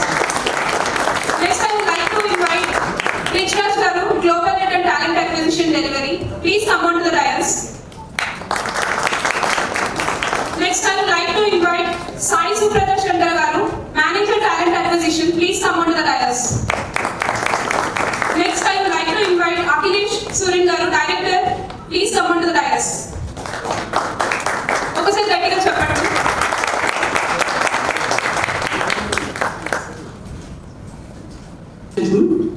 This is Srilata Shankar. I'm an HR and L&D leader. I'm not an independent consultant. I don't know why it's mentioned over there. I was an independent consultant some years back. I also teach HR in management colleges. For the last 15 years, I've been teaching. I started with IIPM, worked with various other colleges. I also conduct soft skill workshops for engineering management colleges and corporate companies. I am a content writer as well. For the content writing part, it's not a profession, so to speak. I do it for friends and family, as and when they want me to write. I've been writing poetry for the last 6 years. I've written about 41 poems. I have my own blog. I recently, when I say recently, it's September 2023, I started a podcast, my own podcast, titled Leadership Talks, where I have interviewed about 14 guests. Madhvi, who was the earlier moderator, was one of my guests. Thank you, Madhvi. I collaborate with my startup TV, and we have been successful so far. I had the good fortune of interviewing Mr. M. Sargaru, K. Srinivas, to the ones who are in HR. He runs a company called The Strategist, and we spoke on Atman Ramayan, which was huge viewership. I think we had about 1,1700 viewership. Yes, we haven't touched the 1 million, but I'm sure we will touch soon. I hope to touch 100 episodes soon. I have also written a chapter for a management book called Futuristic Trends, and my chapter is HR Challenges in a Globalized Economy, which is already published. Apart from this, I have a creative side to me. I do tangent painting, block printing, tie and dye, and pottery. I have an adventure side to me as well. I've done bungee jumping, paragliding, ziplining, and Tarzan swing. Hope to do a lot more in life. Thank you so much. Welcome Akhilesh, Bridge, and Supraja for this panel discussion. And Akhilesh and Bridge and Supraja, if you can quickly just introduce yourselves. So I'll go first. Hi everyone. So I have been into HR for almost like 28 years plus, having led the HR across multiple domains in industry verticals. 2020 onwards, I decided to turn entrepreneur, and I said, okay, I test myself in my entrepreneurship skills. So it's been 4 years. I have been into consulting and advisory. We just recently started off with cybersecurity solutions also as part of the venture, and currently navigating the entrepreneurial journey. And it's a very dynamic business landscape. A lot of learnings outside of HR. So that's what me.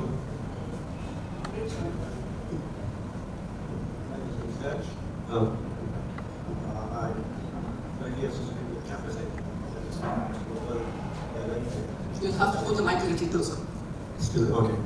Fine. So, mine is a different story altogether. I've been working in the cement industry for quite some time, and then I got into IT as a functional specialist, trying to spec requirements for the software, for ERP software. And I was in the process of development, implementation, testing, all through. And for some reason, I moved to talent acquisition from last 20-25 years. Initially, I started with US staffing. I'm an entrepreneur with myself. I've been running, a couple of companies. And lately, from last 10 years, for some reason, I found that entrepreneurship is difficult to risky and difficult and very challenging. So I merged my company, moved to capacity. From the last 10 years, I'm taking care of the talent integration globally for campus. That's all. Super Jay.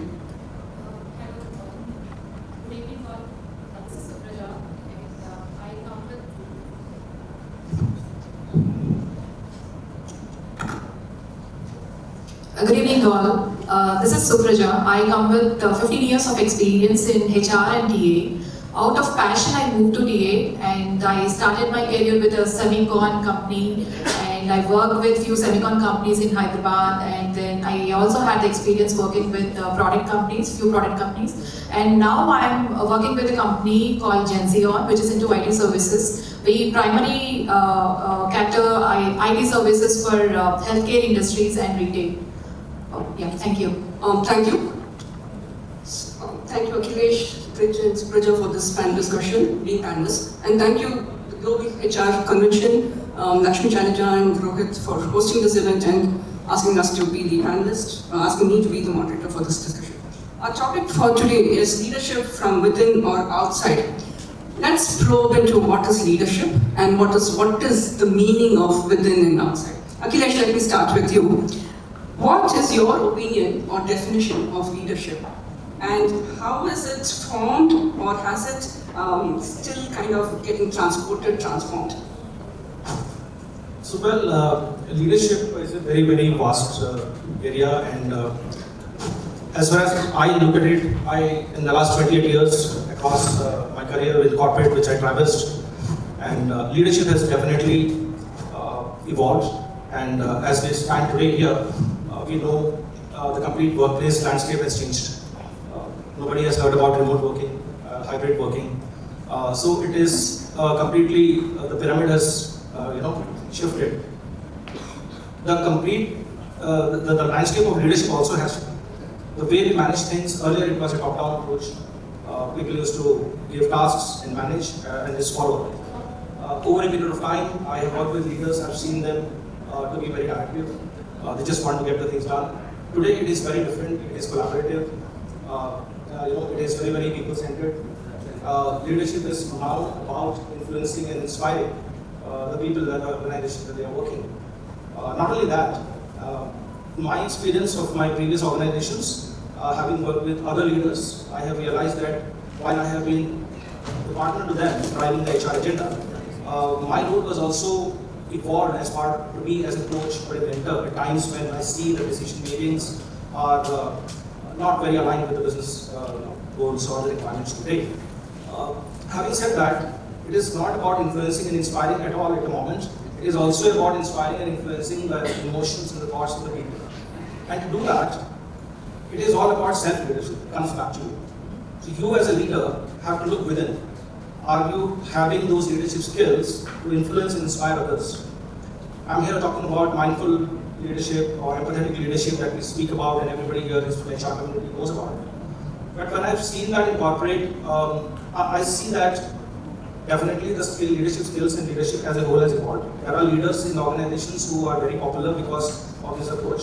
But there are leaders who are still holding on to that positional authority and still look at the things from that lens. So it becomes very difficult for them. And we are seeing in organizations across, there are issues, people are handling it. But ultimately it boils down to that leadership piece. As to how are we creating that organization or the workplace. Today the landscape, the talent is living in the world of choice. And we can't have leadership driven from a top-down approach without involving them. So definitely it has evolved, and the leaders are also evolving themselves. There is no choice for them.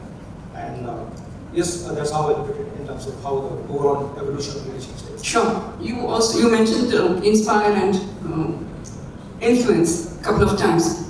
What I will definitely say is for a leader is beyond what you just said is to aspire. Somebody should be, you should have that aspiration to inspire others. So even if you are able to inspire one or two people to start with, that's a success story for you. Because the minute people look up to you and say, hey, this is what I want to do, like her or like him, and that's a huge success, and from there on you can build on.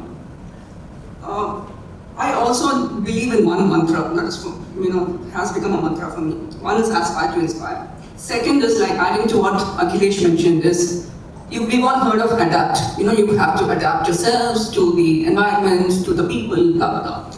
I will add one more adjective. I will say adapt and adopt. That becomes very, very crucial. When you learn to adapt and adopt, it becomes very easy for life. Rich, moving on to you. What leadership skills do you find most useful? Major skills that leaders should have. Is it? Okay. So basically, we need to have the relation between the leaders, the people who are working with them. That is one of the major tasks that a leader has. The second thing is you need to give a clear communication. What are your goals? What is the mission of the company? And how we as a team are going to take it forward. Then the major, and with respect to the topic today, delegation of work. When you can delegate the work to your team and make them do the right task, then you have, as a leader, you have a better chance to do high risk, accomplishment. So I think delegation is one major skill what a leader should have. That's how with respect to today's topic, that's how you build leaders within. Because when I'm talking about leader, it could be a team lead or a manager or any other lead. Unless and until you don't train your team to on innovation to take up the position of the leader, that would be a little different task. So when we have people who can step up and take things forward, is one quality that a leader should have. I agree with what you mentioned, Bridge. It is not important to just say, hey, you are doing well or you need to kind of scale up. What is more important for you as a leader to ensure that the ones who are not performing well to ask them to scale up, or not ask, to help them scale up, I'm sorry. It's not ask, but help them scale up. I'll give you a small little example over here. One of the earlier companies that I worked with, this boy called Vishwanath, he was my team member and his attitude was fantastic. He never said no to work. He never said, no, I will go back at home at 6:30. In fact, his wife used to work in the same department, HR department, but he was in the core HR in my team, and his wife, I think is called Lavanya, she was also my team member, but she was dotted line reporting. She was in the recruitment department. And he had a dotted line reporting to one of the BU units. So everybody wanted me to sack him, as in anyone must time. So what I did was held him. What he was doing was, he had a truckload of work pending, always. So he was he was part of employee relations, and he was handling calls in Bangalore we had 3 other offices, or rather 4 other offices. So he was constantly getting a lot of calls. So, and each call of us was 45-50 minutes, nothing of personal, all official calls. So first thing I told him is, shorten your calls, cut short your calls. 1, 2, 3, 4 points. Ask him what the situation is, what the problem is, and tell them that it will take 48 hours or 72 hours and get back to them if there's a lack of time. So he turned around and said, ma'am, I'm not going to be rude by saying, I need to cut the call short. I said, people will appreciate for your professionalism. Second thing what I did is I made him do a SWOT analysis. I said, forget the OT part, do the SW part. So wherein I helped him understand what are his strengths and what are the developmental areas and where he should develop. The third thing that I asked him to do is things to do. I do it eventually. As soon as I come into work every day, I write the things to do. And as and when I'm finishing off the work, I tick it off. So after 2 days, I still had Vishwa having a truckload of work. I said, what went wrong? So he did not know how to prioritize. So I helped him prioritizing what is the most important work, what's the medium level of importance, and what's the least importance. Least importance can move to the next day. So he turned it on, and this boy was not a kid. He was about 10 years experience, 31-year-old. So he turned it on and said, next day I'm going to have 20 activities to do, and I still will have a meeting, ad hoc reports. I said, hey, yes, you'll have all of that. How do I manage? I said, that's where the smartness of work and juggle how you can finish the work. So these kind of small help or hand-holding that you will have to do for your teams to be successful. And I'm sure you will all agree, including panelists, saying that as long as your teams are successful, you're successful. So moving on to you, Supraja, is what or why you should lead from outside in instead of inside out. What do you understand by that, and how do you wish to go about it? I would like to take this question as a TA leader, and I would like to answer from a TA perspective. Initially or traditionally, organizations used to hire candidates out of inside-out decision making. I would like to give an example here. For example, I need to hire an AI engineer. So I bring AI engineer respective to the roles and responsibilities that are mentioned as a predefined role. I bring the AI engineer. Instead, bringing engineer who has a problem-solving skill or who have the ability to learn new technologies will definitely change the whole scenario. So this kind of leadership decision making in hiring will definitely make a difference, and it not only helps in rendering to the current hiring needs, but also it fosters to the emerging needs in the market. So this is my take in inside out or outside in decision making, especially in hiring. Sure. Bringing in candidates. Yeah, thanks. Akhilesh, do you want to add to that? Yeah, absolutely. Because when you look at getting leadership in terms of the current skills that we are looking at from an organization point of view, we also have to look in terms of, do we have those skills internally? Do we have the leaders displaying those behaviors and skills internally? And who are those leaders? And how can we develop more such leaders in organizations? So it actually builds from the entire philosophy that the organization ties up in terms of how it wants to drive the entire business, drive the commercial outcomes, and in that process, what kind of leadership capability they want to build, they want to get from outside, or rather create internally. So that is very important, and in today's time, it makes all the more important for the talent acquisition team to look at these skills. Are these skills baked into the entire hiring, the competencies that they look at while they are aligning the business goals or the leadership goals or the leadership competencies? I know many organizations really look at the competency scale and assess them. But it also goes a long way in terms of when you check on the leadership capabilities of the previous organizations where they have headed. How are we looking at the entire leadership behavior that they drive? It's not about the revenue, it's also about building the people and the capability internally. Sure. Rich, your next question is, what's the biggest risk you took and why? Yeah, I think in HR recruitment, every day is risk, every class is risk. From within and I would like your answers not to be specific to TA, but as leaders. Yeah, as leaders, I think the risk what we have taken recently is with a client where we had to hire 30 talents. So instead of doing it internally, we took a risk of outsourcing the particular requirement, and we got a success where even the outer help what we get is around 70% we could close with internal, 30% external, 70%. The risk factor what I have taken to make sure that just not depend on internal team but also take help from the outer. That is really important. Thank you.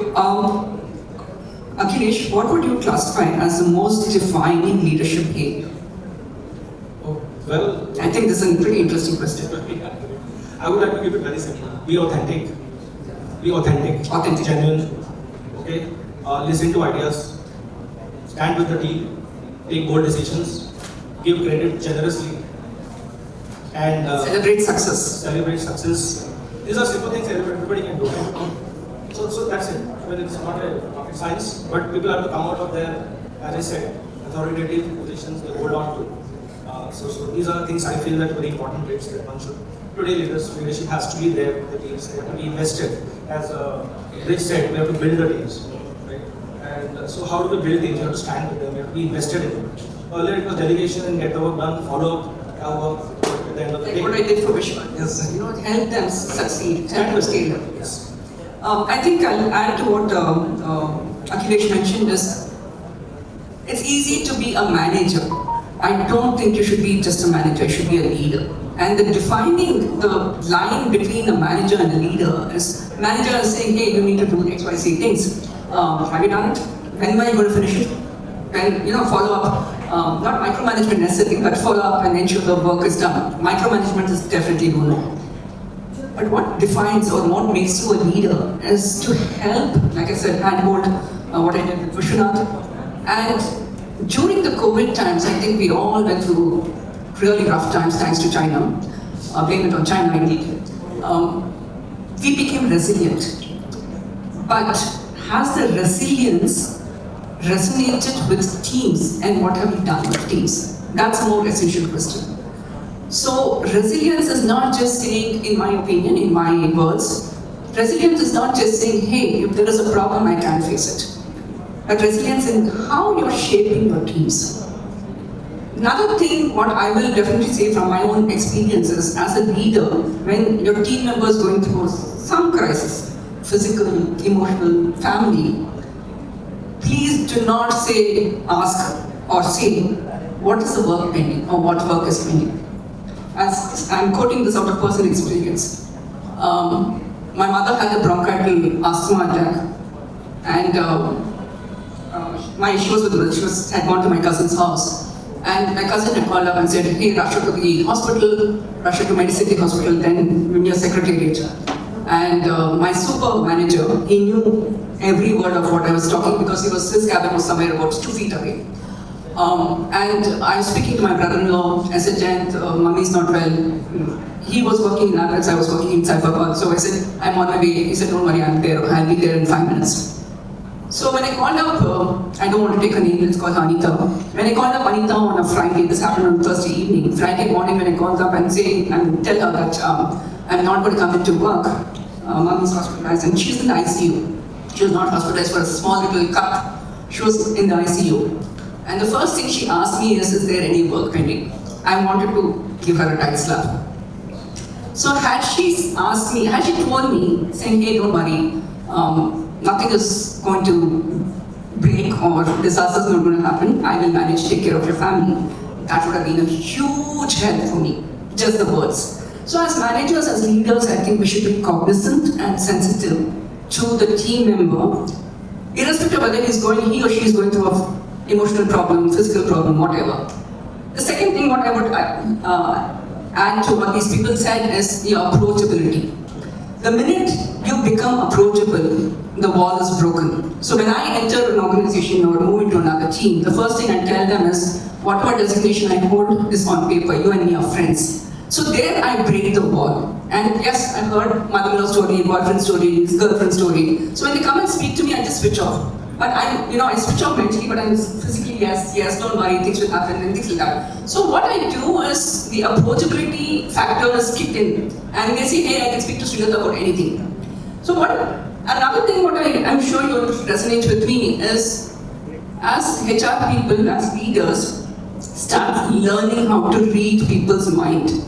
Learn the psyche of people. So when you're able to do that, it will take you time if you're not there already.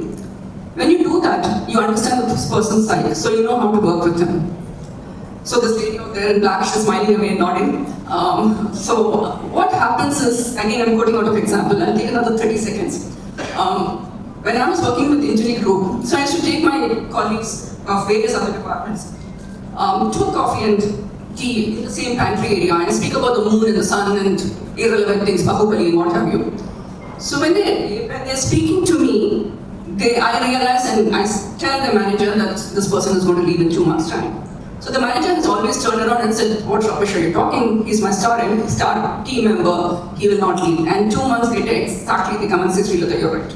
So these are some pointers for you to pick up and bridge the gap and work on that team member. So I think these are some steps which can be a learning point for all of us. Suprajoy, your next question is, what are the most important decisions you have made as a leader? I don't want you to talk as a TA person, but as a leader. More than decision, I would rather consider them as approach. I do on a daily basis. Number one is setting your goals and communicating your intent of purpose to the team. Clear communication definitely, works always, right? For example, if I say something to my daughter, I have a teen daughter by the way. So if I say something to my daughter to do some task without any clear communication, if I don't communicate my intent to do the task, she may ask me why mama, why should I do it?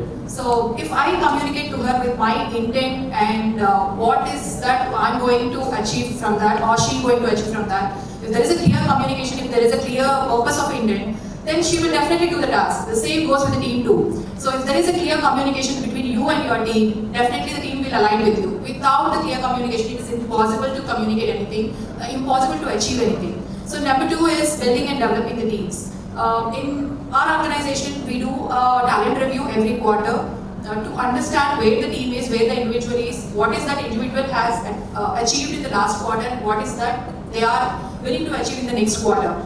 So this also definitely helps on their requirement on talent needs, and what is that they are aspiring as an individual for the next quarter, their learning needs. So talent review is one approach we do to build and nurture the teams. Number three would be tough decisions. So as a leader, day in, day out, we make tough decisions. So one thing we always keep in mind when we are making a tough decision is empathy, integrity, and resilience. This is my approach. Sure. You rightly touched upon communication. Communication becomes extremely pivotal. You also spoke about top-down effect. It's there till date, and top-down effect is going to be there till we die, or till beyond that as well. Because that's the approach one should have and not bottom to top. What I will also add is communication with clarity, like you just mentioned. Communicating with specific goals. That gives the team member a sense of direction. Celebrate his success, even if it's small, his or her success. I don't want people to say gender bias. So his or her success. And also see the small things, goad them, cajole them, coax them. Be a stern mother when you have to. Be a matron when you have to. These are some pointers which I think we all should imbibe. It's not enough to say, you haven't met your target, you haven't done the job. Why has he not done the job? Then I coax him and cajole him to do a better job. I think this is even more important than just ensuring that A, they have met the target, yes or no. The other thing that you spoke about, Supraja, is in terms of the second point that you mentioned was Treat the teams with talent reviews. Yeah. Regular talent reviews. Apart from that, you also mentioned something else. Tough decisions. Decision making. Decision. Yeah, decision making is a crucial aspect for each leader. So how are you going to be a decisive manager? Now, what is decision making? Decision making is it's going to be biased, unbiased. And as leaders, I always say this, ethical and unethical is a very thin line. How do you thread on it? Akhilesh, do you want to add to that? Being ethical and unethical is as thin as our one tiny aspect of our hair. How do you thread on it? And being biased, for example, I may like Madhvi, who's my team member, but am I being biased to her in terms of her? That is the point. Right. So you spoke about ethics and integrity. It is absolutely pivotal in today's time. It was earlier also, but all the more, if you are a leader, you have to be high on ethics and integrity. Should be no compromise on that. Absolutely. And there is definitely one trait that you have to follow as a leader. And secondly, as Supraja said, build the teams, allow them to take decisions. Empower teams, and that's very important. Also, we used to have a discussion. So the first question my global head of operations asked me as heading a healthcare vertical. And he said, okay, so you are from HR, so the entire ESAT score is very low. So what are you going to do about it as an HR? So I asked him, on the Monday, you're asking this question. And, so when employees go to the temple on Sunday, they feel happy about it. Nobody's paying them. But they come to office on Monday being paid, but still they are not happy. So what is happening here?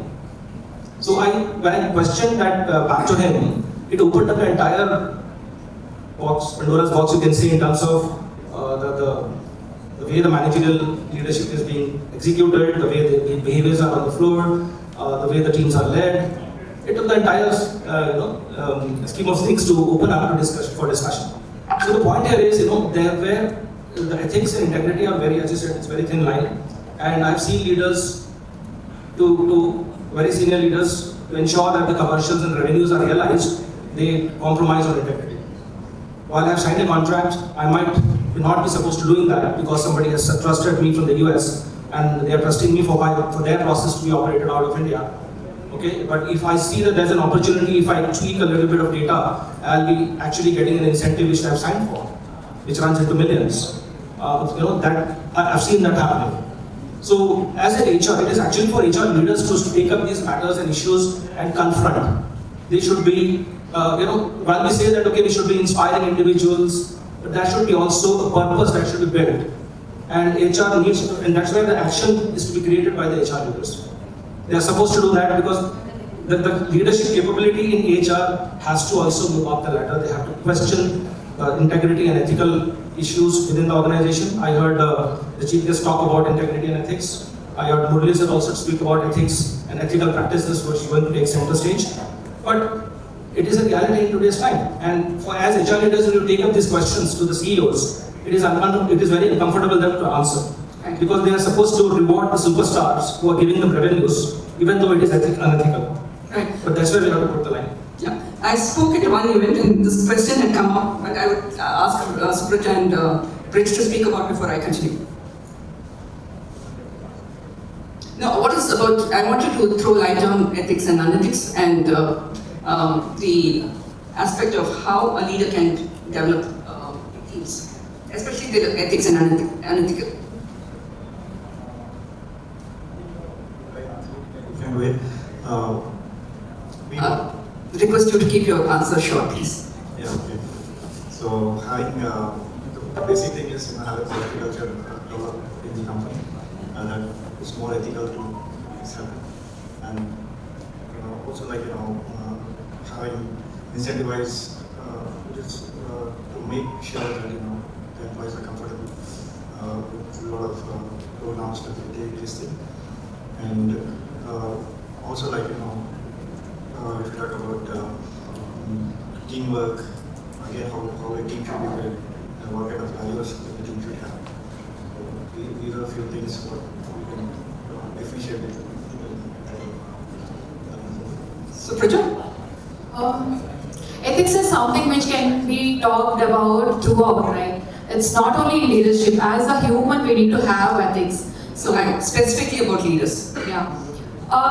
Yes, as a person, we need to have ethics, and definitely leaders should have ethical leadership. So definitely it is needed to build the teams or nurture the teams. So because as a leader, you stand out and people look up to you. So the example that I'm speaking about, yesterday I was speaking at the EFSI, and Akhilesh, to what you just mentioned, there's one question that this gentleman asked, and I think he comes from the manufacturing background. So he asked me, Akhilesh, is since I'm in the manufacturing sector, I'm in the sales, I know 10 things that I need to do, which is supposed to be done as per norms, but I'm compromising. Are the outside the customers happy? The company is happy because they're making profits, and I met the deadlines. But how much time do I have? 5 minutes? All right, I'll wind up in 5 minutes. So what do? I have compromised. So what? That's a very, very good answer. But the company's made profits, customers happy, the timelines are met, but he's compromised. So it's all about doing the right things. Leadership is about that. But he's compromised, right? Yeah, because it's flowing from the top. So that is how it is. I beg to differ. It's not just question of flowing from the top, but it's question of what you're doing at that particular moment. What is right for you?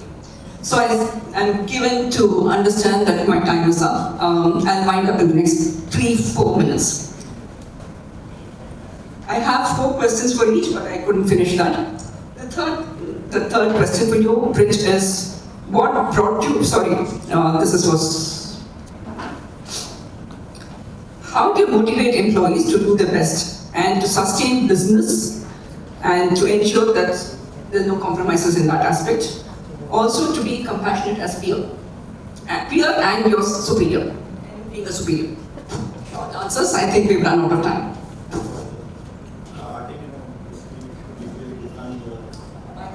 Define your values and mission, and the other thing to be transparent with your team, and also ask for feedbacks from the team. Basically, that gives a lot of scope of making a lot of corrections or fine-tuning the process, and also prioritize continuous learning that makes your team well equipped with latest skills, upskill them or educate them with the soft skills. That gives a lot of help for the team and to the organization to move forward. Sure, thank you, Subrata. Same question? All right, I think that probably is positive time can ask that. What brought you to this point in your career? Sorry, what brought you to this point in your career? What determined you to be a leader? Okay. Before this, I would like to add one more point to the previous question too.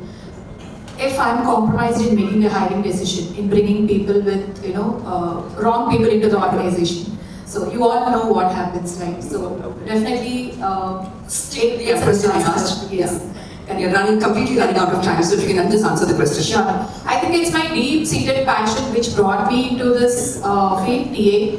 I started as an HR ops person and then I got into TA because I understood how people can affect the organization's success, how people play a pivotal role, how hiring can play a pivotal role in organization success. So I think that that again targeted me to bring me into TA. So I started as an HR person and then I got into TA. Now I'm continuing here as a TA person and I want to continue and as a TA person and impact the organization more highly. Akhilesh, what's the most important leadership lesson you've learned and how has it proven valuable?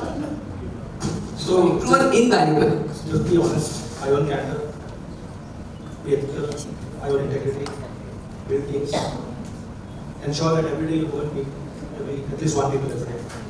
The connection, the communication, also ensure that your teams are constantly upskilling, reskilling. Your last thoughts, each one of you, one sentence. What is leadership for you? So for me, it's majorly about ethics and integrity, doing the things, doing the right things. Rich? I agree with them. Basically, it is ethics that matters a lot, and upskilling your team. This would be one of the best things, or having a positive culture within the organization teams. Okay, Subrata? Leadership for me is integrity, resilience and empathy. I will add walk the talk and walk that extra mile. Those things are defining for you as a leader. Do I have 2 minutes or 3 minutes? Can we take 2 audience questions? All right. Thank you so much. Thank you, Akhilesh, Rich, and Subrata for being the panelists. And thank you, it was wonderful moderating. Thank you, Rohit and Lakshmi Shailaja for hosting us. Thank you. Thank you. Discussion, I know so here we exchange the thoughts. It's not like everyone has their different points of view and their own perception. So it's nothing, that we have to follow this, that everyone has their different point of view and every set of company has their different set of rules. Based on that, the leadership, the management or the leadership, whoever in that position, they will drive the company for sure. I guess many of the people are in the leadership only, and I guess definitely this panel discussion might have helped you in some or other way, right? Thank you, and thank you Srilata Garu and the panel members, Akhilesh ji and Vijay, and thank you ma'am for being here and having a wonderful discussion. I know we are running short of time, or else this discussion, or I can say a kind of debate also, but it went purely, a successful way. Thank you everyone. It was not a debate, it was a discussion.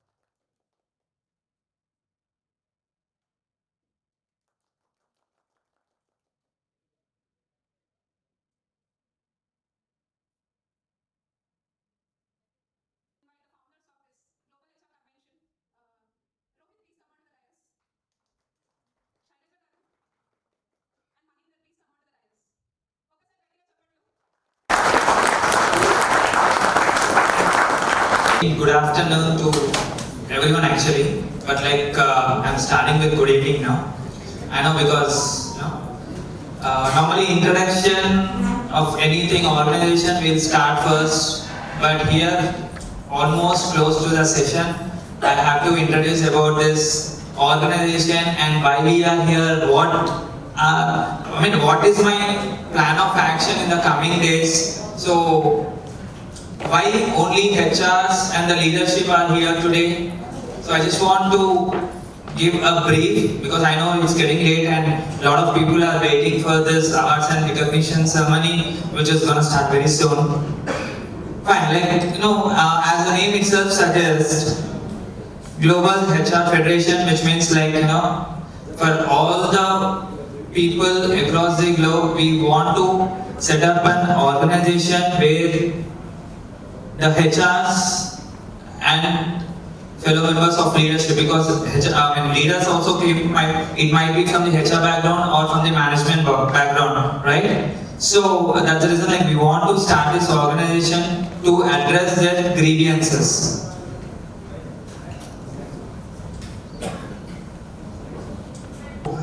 Founders, and there are a lot of other board members who are right now sitting in this auditorium. So I want to thank Lakshmi Sailaja Garu, who have almost 25 years of experience in HR and leadership, and I want to thank one of my good friend, Mr. Mahinda Reddy. We were close almost for now 15 to 16 years when we were in US, starting when I and Mani are in US. From then, we are friends, and now we started organizations, we started companies, and now we are into non-profit now.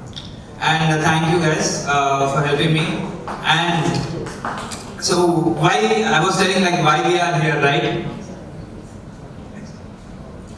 So the main objectives of this Global HR Federation is what are the activities or the objectives what we are here is, in every organization HR plays a key role, and that HR sometimes because I was come to know, and few people from the HR company HRs, they have came near me and say that as a HR I've been helping lot of people in addressing their grievances. But when I have an issue, when I am in some issue or a problem, at that point of time, there is no person who is going to, address my issue. Because my employees, I am here. Okay? If there is any problem with the leadership and the CEO or managing director, I am here to sort it out in few ways. But when I have a problem, neither the management nor my employees will come to address. So for this, listening to their so-called issues and all, then we thought, okay, there should be some organization who will be addressing these grievances. So that is one of the reasons why we have started this organization. I know, people might look at me and they think that I might be having, or I might be a HR executive or HR manager and all. But trust me guys, I have almost close to 16 years of experience in industries, in different IT and non-IT industry. So I'm not a young guy. I have a very good experience, and my thinking also, I'm not a small kid, okay? Okay, next, objectives in the sense many of the organizations which are already here, you might be saying that there are a lot of organizations, then why Global HR Federation? I came to know that many organizations will be having only some panel discussions and some awards and recognitions, and that is the end of the day, and they'll be there. But I want some entertainment activities happen to our HRs, cultural activities, sports. So that is the reason, that is one of the reason why we are here. So yesterday we have some badminton competitions as well, and in the month of April we have arranged a cricket tournament as well. That was purely for HRs. And this time also yesterday, and people were, there was a badminton tournament, there was a singing competition. and there were other sports, indoor sports as well. So we want to make this, all the HR community in a better way, so that like everyone a part of HR and leadership will have some time to get entertained. Okay. And next we are planning for CSR activities as well. So some companies, as you know, like each and every company, it is mandated that like you should have a CSR activities in their company. But like what happens, like they'll simply, few companies they might not have a CSR team and they'll simply donate and they'll just, it is done for them. But we are here.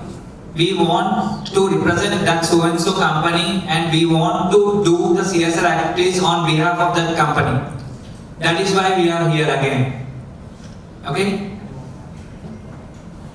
So there are a few more objectives, and again I don't want to continue and I don't want to, because we are already running short of time. So end of the day, I want to thank each and everyone. I know this was a first step for us to host a HR event in this way.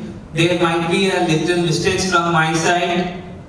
I'm extremely sorry for that, and I'm sure that for the next event which we are planning very soon, I'll make sure everything will be in proper order. And thanks for turning out this. I'm very grateful with all you guys. And keep supporting this Global HR Federation. Somehow or other way, I will be in touch with you in the coming days as well. So please remember me, and maybe you can just, I just introduced Global HR Federation, just recognize me, that's the only thing. Okay? The heart.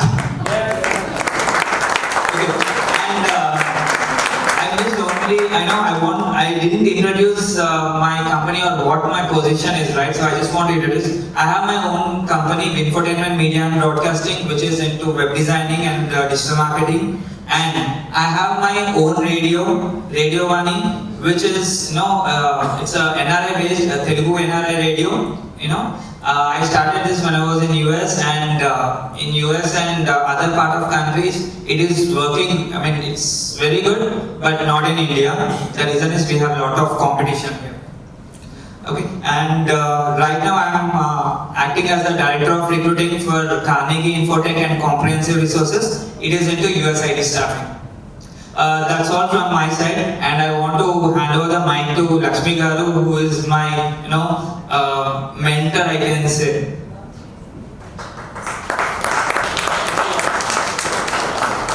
Whatever we wanted to convey, Rohit has conveyed.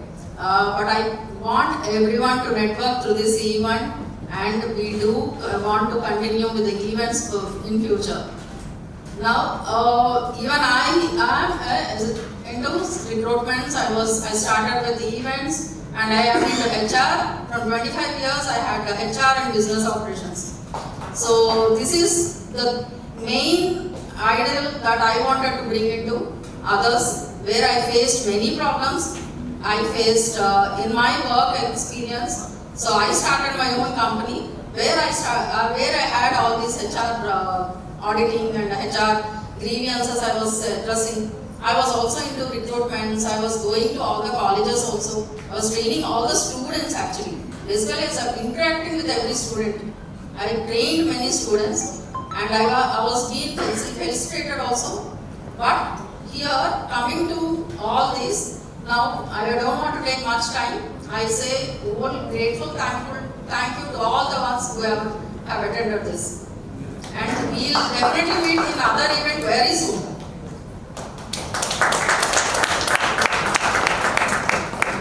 So I want to introduce him. So he is the head of operations and the head of recruiting as well for Diligent Tech, which is again into USIT staffing. Okay.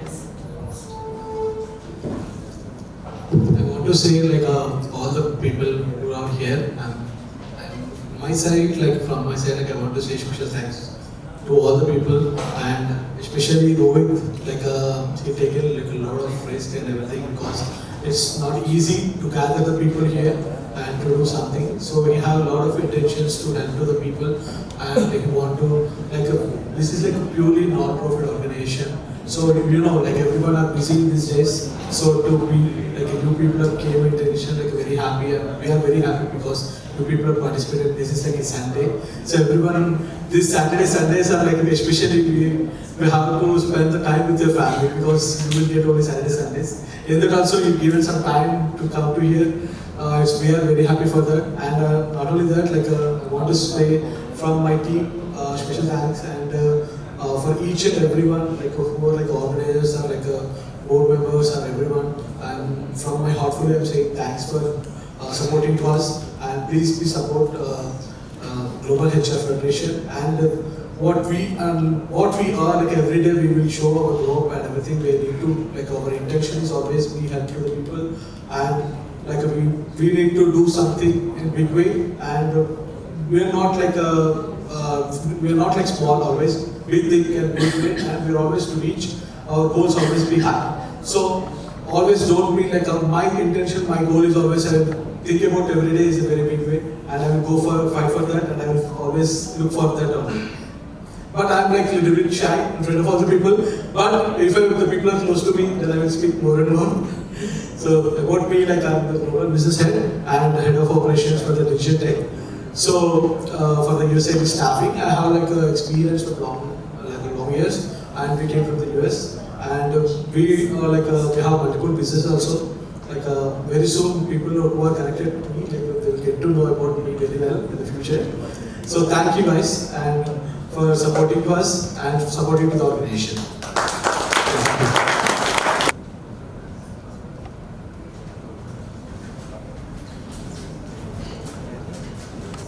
So it's time for awards. So first category we will go with the sports. The first award goes to Abhilash, badminton winner. Abhilash, please come on to the dais.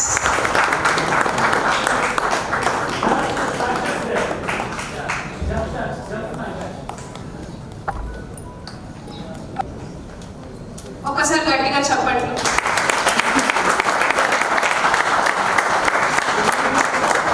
Next, I would like to invite Kashi, please join us.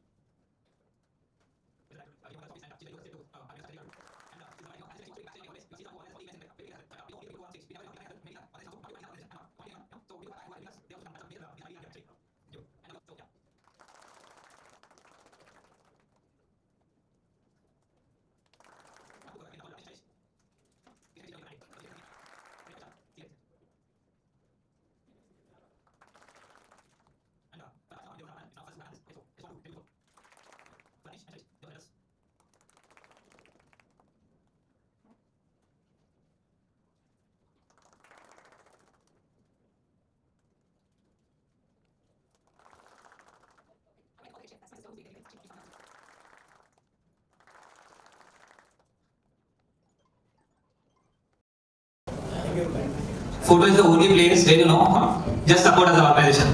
You get whatever, like I'm ready to face any challenges, but I want this organization to be, growing rapidly. I don't want someone. Good evening, everyone. In fact, I'm the instrumental person to move that program from JIT to here. I'm the big culprit, but I hope you are enjoying it. And secondly, sports also, he planned badminton, but I have shown him multiple places. Somehow this time it's not happening because it's too early to take up. But one thing I should appreciate with the Rohit is, see, everybody, we take care of employees, we as a HR, and we engage employees, we do a lot of activities, but there is no person to take care of us. So, Rohit has taken pain to entertain us, and engage us, and help us to do sporting. I really thank Rohit for his effort, and give a big clap to Rohit for his wonderful effort. And when he told me this concept, I was a little, I was amazed. So everybody is thinking about that being panels and other things. Any day we can do panel and there is a lot of YouTube videos available. But somebody who is ready to recreate, engage and make us to move from work to life. So work to life is a big thing, okay? Most of the HR, if you ask them, they're dominated by the work, but the life is very shallow. So that's where Rohit was actually putting a lot of efforts.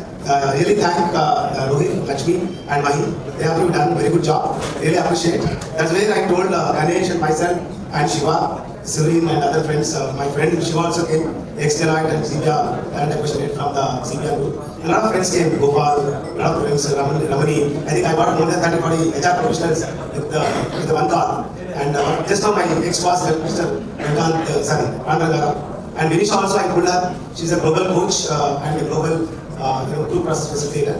She's an ex-Apollo learning and OD officer and handling around 80 hospitals, 40 trainers, around 50,000 employees. So think about very important for HR is you are doing engagement, you are actually trying to get the GPTW scores, but are you getting enough time to get into the real life? That's very, very important.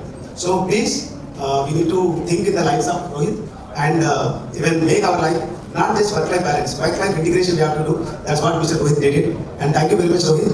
And keep doing these wonders and we'll support your contest. Thank you, sir. It means a lot to me. Now, before that, I just missed with a couple of awards as well. When I was talking about the sports and culture, I just got to know that I missed giving awards for singing. So I want to call Mr. Bharat. Mr. Bharat, please. And Mr. Ramesh Garu. Yeah, Dura Ramesh. Yeah, please.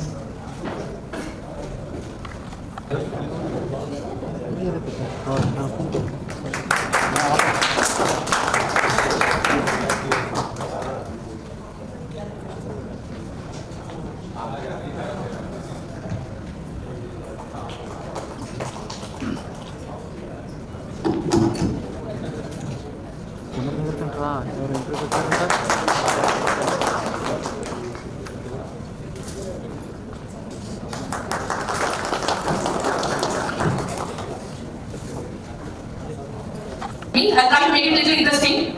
Okay. Today we were talking about AI and then high technologies, cyber security and all those things, the latest technology. But I'm going to talk about the ancient technology, more technical than that. This I will be only touching the ChatGPT, just using to rephrase how much we use AI. The same amount only I'm going to use because it is too technical for you to be able to understand. So can I have my PPT? Thing is I'm working on corporate yoga. How we can bring in your take time? How many people have apprehension that yoga is not my cup of tea? For everything, no hands up. So it means that you're all dull. So okay. I want to start with a statement saying that if you breathe, are you breathing? Please check. Are you guys breathing? Just put your hand and see. If you breathe, you can do yoga. Right? It is as simple as that. You don't need to be flexible, you don't need to be thin, you don't need to be fit to do yoga. If you breathe, you can do yoga. So this is my start statement. If I can get my PPT, I will continue. Jobs, remote working options, all these options. But I am here to talk about yoga. So when yoga programs are given for employees, it's a very obvious thing. Yoga reduces stress, gives mental health, enhances physics. These are all the benefits of yoga. If you even know doctors are talking about yoga. So as an individual, you will get all these benefits. But the interesting part is how organizations get benefit. Alright? So 20% of productivity is increased if you bring in yoga. How? It reduces stress, it calms down your mind, it increases your creativity, it increases your problem solving skills. So thus your productivity goes up directly 20%. And as a HR, you always have problem of retaining. When there is job satisfaction going up 26% by doing regular yoga sessions at corporate level, your job is easy now. So adopt yoga in your wellness program. Third, team collaboration. As a project manager, delivery head, and any delivery that you want to do, the biggest problem will be collaborating within teams or among the teams. This yoga is going to help you for that. And stress among the team is reduced. Team building activities increased. Next slide. As I already discussed, challenge. People don't come into yoga rooms. Second, schedule conference space and how to measure the effectiveness and diverse interest. So I almost spoke about it already. I know the interest levels are. This is my interesting slide which I'll be taking 5 minutes. I want you people to show a little interest here because the place where you can bring in yoga without having a failure in how to put it. When you incorporate yoga, people don't turn out. That's a failure, right? So how to overcome them? So we can start with desk deep talk, small capsules every 15 minutes, every month you can come. In the desk itself, we can create attention to the employees and then we can make them do. This is a small program which we can bring in. The second very, very interesting and successful thing recently I've gone through is recharge because refocus on yoga. This is when you have heavy, intense seminars, brainstorming sessions, and when you have technical trainings, by afternoon, the energy is draining. So please hire a yoga instructor who can give energize for 15 minutes, like a tea break and yoga break, definitely will make them recharge and the rest of the sessions will be really successful. And the third one is another very interesting thing that you can bring in yoga is during delivery, you'll have critical bug fixes, you may be having the go live dates. And I have worked overnight continuously 2-3 days, and I was as initial start of my career initial days. So in those times, you can hire a yoga instructor who can give yoga nidra, deep relaxation sessions to people who are continuously at office dealing the issues. This will energize them, boost them, reduce stress, reduce fatigue, and enable them more. So this is a very, very interesting thing which you should think about those people who are working continuously, especially the go-live days. And yoga is a team building. We can bring in yoga program for 1 or 1.5 hours as part of your team building activity or even as a separate event. So this is also by default. When I ask you to stand on one leg, you will fall. All of you will laugh, and that's how the egos and everything will go up. I've seen it very, very clearly. It becomes very successful when you bring in yoga and team building. Okay, this is the first 4 programs straight away. How to bring in to specific groups. And this will become again successful. When I say I have a back pain and someone is going to help me, definitely I go there. I have some problem and someone is giving me a solution, you go there. So now we can align such people, we can group them and then make separate workshops like for stress and anxiety. This is very important. Nowadays people are committing even suicides in office premises. That is the stress levels youngsters are going through. So this workshops, 2-day workshop, 3-day workshop, just 2 hours, 3 hours is definitely our value. The main thing which very much neglected is menopause. HRs have to discuss about it. Menopause is a very serious issue. Women at 40 to 50, which is not even considered in India at all. They go through a lot of hormonal changes and mood swings, and then still they have. And in those age, people are at higher positions. So you can group such people and provide workshops for them. Common issues, back and neck, asthma, and then a lot of effective for eye issues. We have Jodi Track, a solution for eye-related issues. So we can group them and then provide to a specific group who have such issues. So these are the ways we can bring in yoga in corporate. I just made it very, very small because that's the interest level at this point of time. So think about yoga. And if you see and do a lot of Googling, you will see how much it can help in various aspects in our personal lives and in corporate lives. Thank you. Well, right? You see, when the going gets tough, the tough gets going. And man, you've done an incredible job, right? I think the beauty, what she actually shared about was the importance of yoga. But today, I'm not going to talk about yoga. I'm not going to talk about AI. Enough of AI, enough of these things. Let me tell you one thing. The most important thing in life, what do you think it is? To live a life. What do you think it is? To live a life. Who do you think are, when I said, when the going gets tough, the tough gets going, what does it mean? Who do you think are the tough people? Who are we talking about? The HR. Can you please give a big round of applause for them, please? Right? So now what I'm going to do is, I'm going to say one thing. When I say leaders, I want you to say in return, I am powerful. What would you say? I am powerful. Yeah, it doesn't sound powerful. Right? You are leaders? Right? Leaders! I am powerful. Yeah, a little more powerful. Right? The word powerful needs to sound powerful. It is not at all sounding powerful. Leaders! I am powerful. Yes, leaders! I am powerful. Absolutely. You know, HRs, my wife is an HR. Right? So I understand the importance of HR. The HR are actually the unsung heroes. Leaders! I'm powerful. They are the bridge builders. Leaders! I'm powerful. They are the conflict resolvers. Leaders! I'm powerful. As well as the peacemakers. Can we give a big round of applause for them, guys? I know the energy is down, right? But can we make it memorable, right? So whenever I tell you, right, what I always do is whenever I attend a session, I have a very selfish motto. What is in it for me when I'm attending? When I was listening to Madam, perfect, right? Whatever she was talking about was really helpful to me. Today, you're going to make a decision by listening to me. What is in it for me? Leaders! Doesn't sound powerful. Leaders! You know how we going to say? Leaders, when I say that, you have to say, I am powerful. How? I am powerful. This is when you say that repeatedly towards yourself, your subconscious mind accepts it. Right? It accepts and it starts spreading that information. You see, what happens in yoga? It makes you feel good about yourself. Right? What happens? The atoms in your body gets replaced and your body, when it feels happy, everything gets resolved. That is the beauty of talking to yourself positively. Leaders! Leaders! Right. Right. As I said that my wife is an HR. She's also a very good counselor. Most of the time she counsels me, which I don't like. Right? And also, she is a detective. She keeps finding out where is this guy going. Right? That is one of the good qualities of an HR. Right? And sometimes she also does the role of a babysitting. Actually, it is me who used to do that. Right? That's the beauty of an HR. Right? That's the beauty of the role that you guys play. You know, sometimes it is really good to sit, relax, and say, what am I doing? You guys are actually adding value to the life of employees. Look at the number of lives you have transformed. Look at the number of lives you have changed. I am one of the examples, you are one of the examples where the HR has recruited you. You've started your career as an associate. Today you are leading. Who do you think you can give the credit to? Yourself. Leaders! Leaders!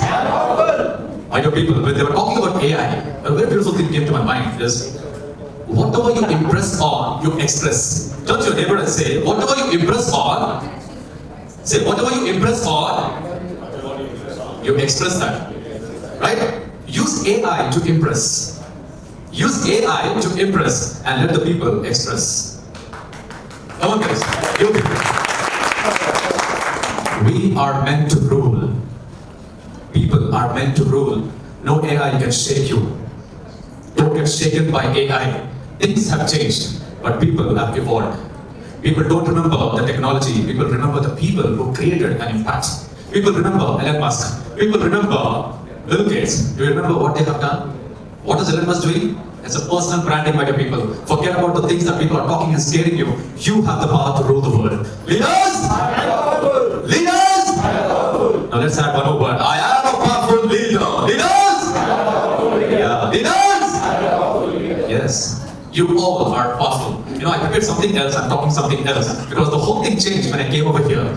I didn't expect the forum to be so big. And I just thought maybe 30-40 crowd, you know, I'm just going to talk and just leave. But you guys are incredible. Can you give a big round of applause for yourself? You know, the HR, you know what do? They shape the DNA of the organization. What a powerful role you guys are playing. Seriously, a very powerful role. If there is any issue, who do you think people will go to? HR.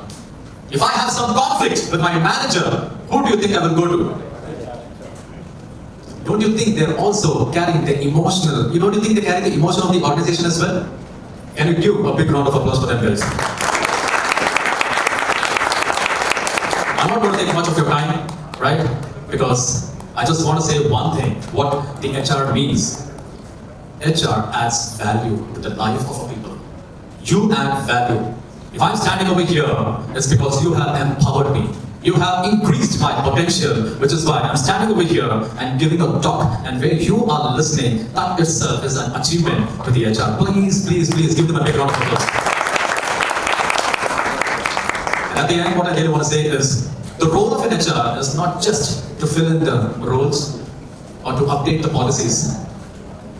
They build your... I am a powerful leader. Let's listen to it, everyone. Leaders! Leaders! Yeah, remember this, say to yourself, because you are a powerful leader. No AI can shake you. Remember this, right? Thank you so much for giving me this opportunity. I just want a word, you believed in me.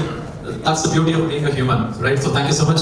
And in case, I'm promoting myself now, right? In case you wish to call me to give a talk as a motivational speaker, right? Do call me, right? I'm ever available to you guys. Thank you so much.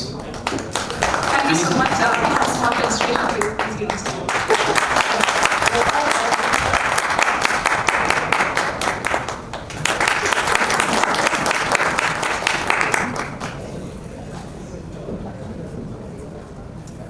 ఒకసారి గట్టిగా చెప్పట్లు.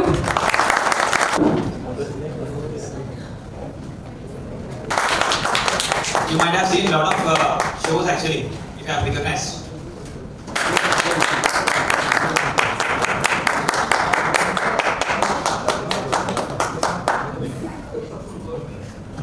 So last year November, we met in Suryapet IT Park, and I started hosting his events, and the friendship పెరిగిపోయింది. And really thank you for having me here. ఇలాంటి events చాలా చేయాలి, నాకు నేను host గా రావాలి.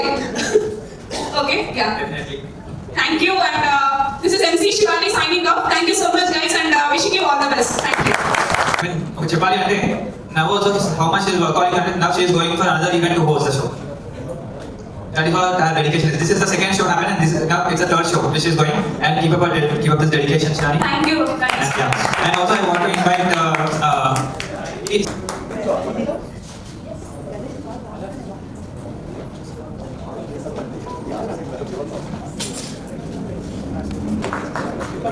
to thank, and there's a vote of thanks by Meghna. Meghna ji, please welcome. Everyone. Good evening, everyone.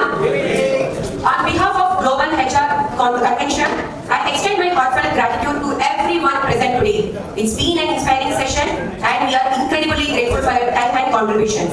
Firstly, I would like to thank our distinguished chief guest, Mr. Sriram Garu, speakers, and panelists for their invaluable insights.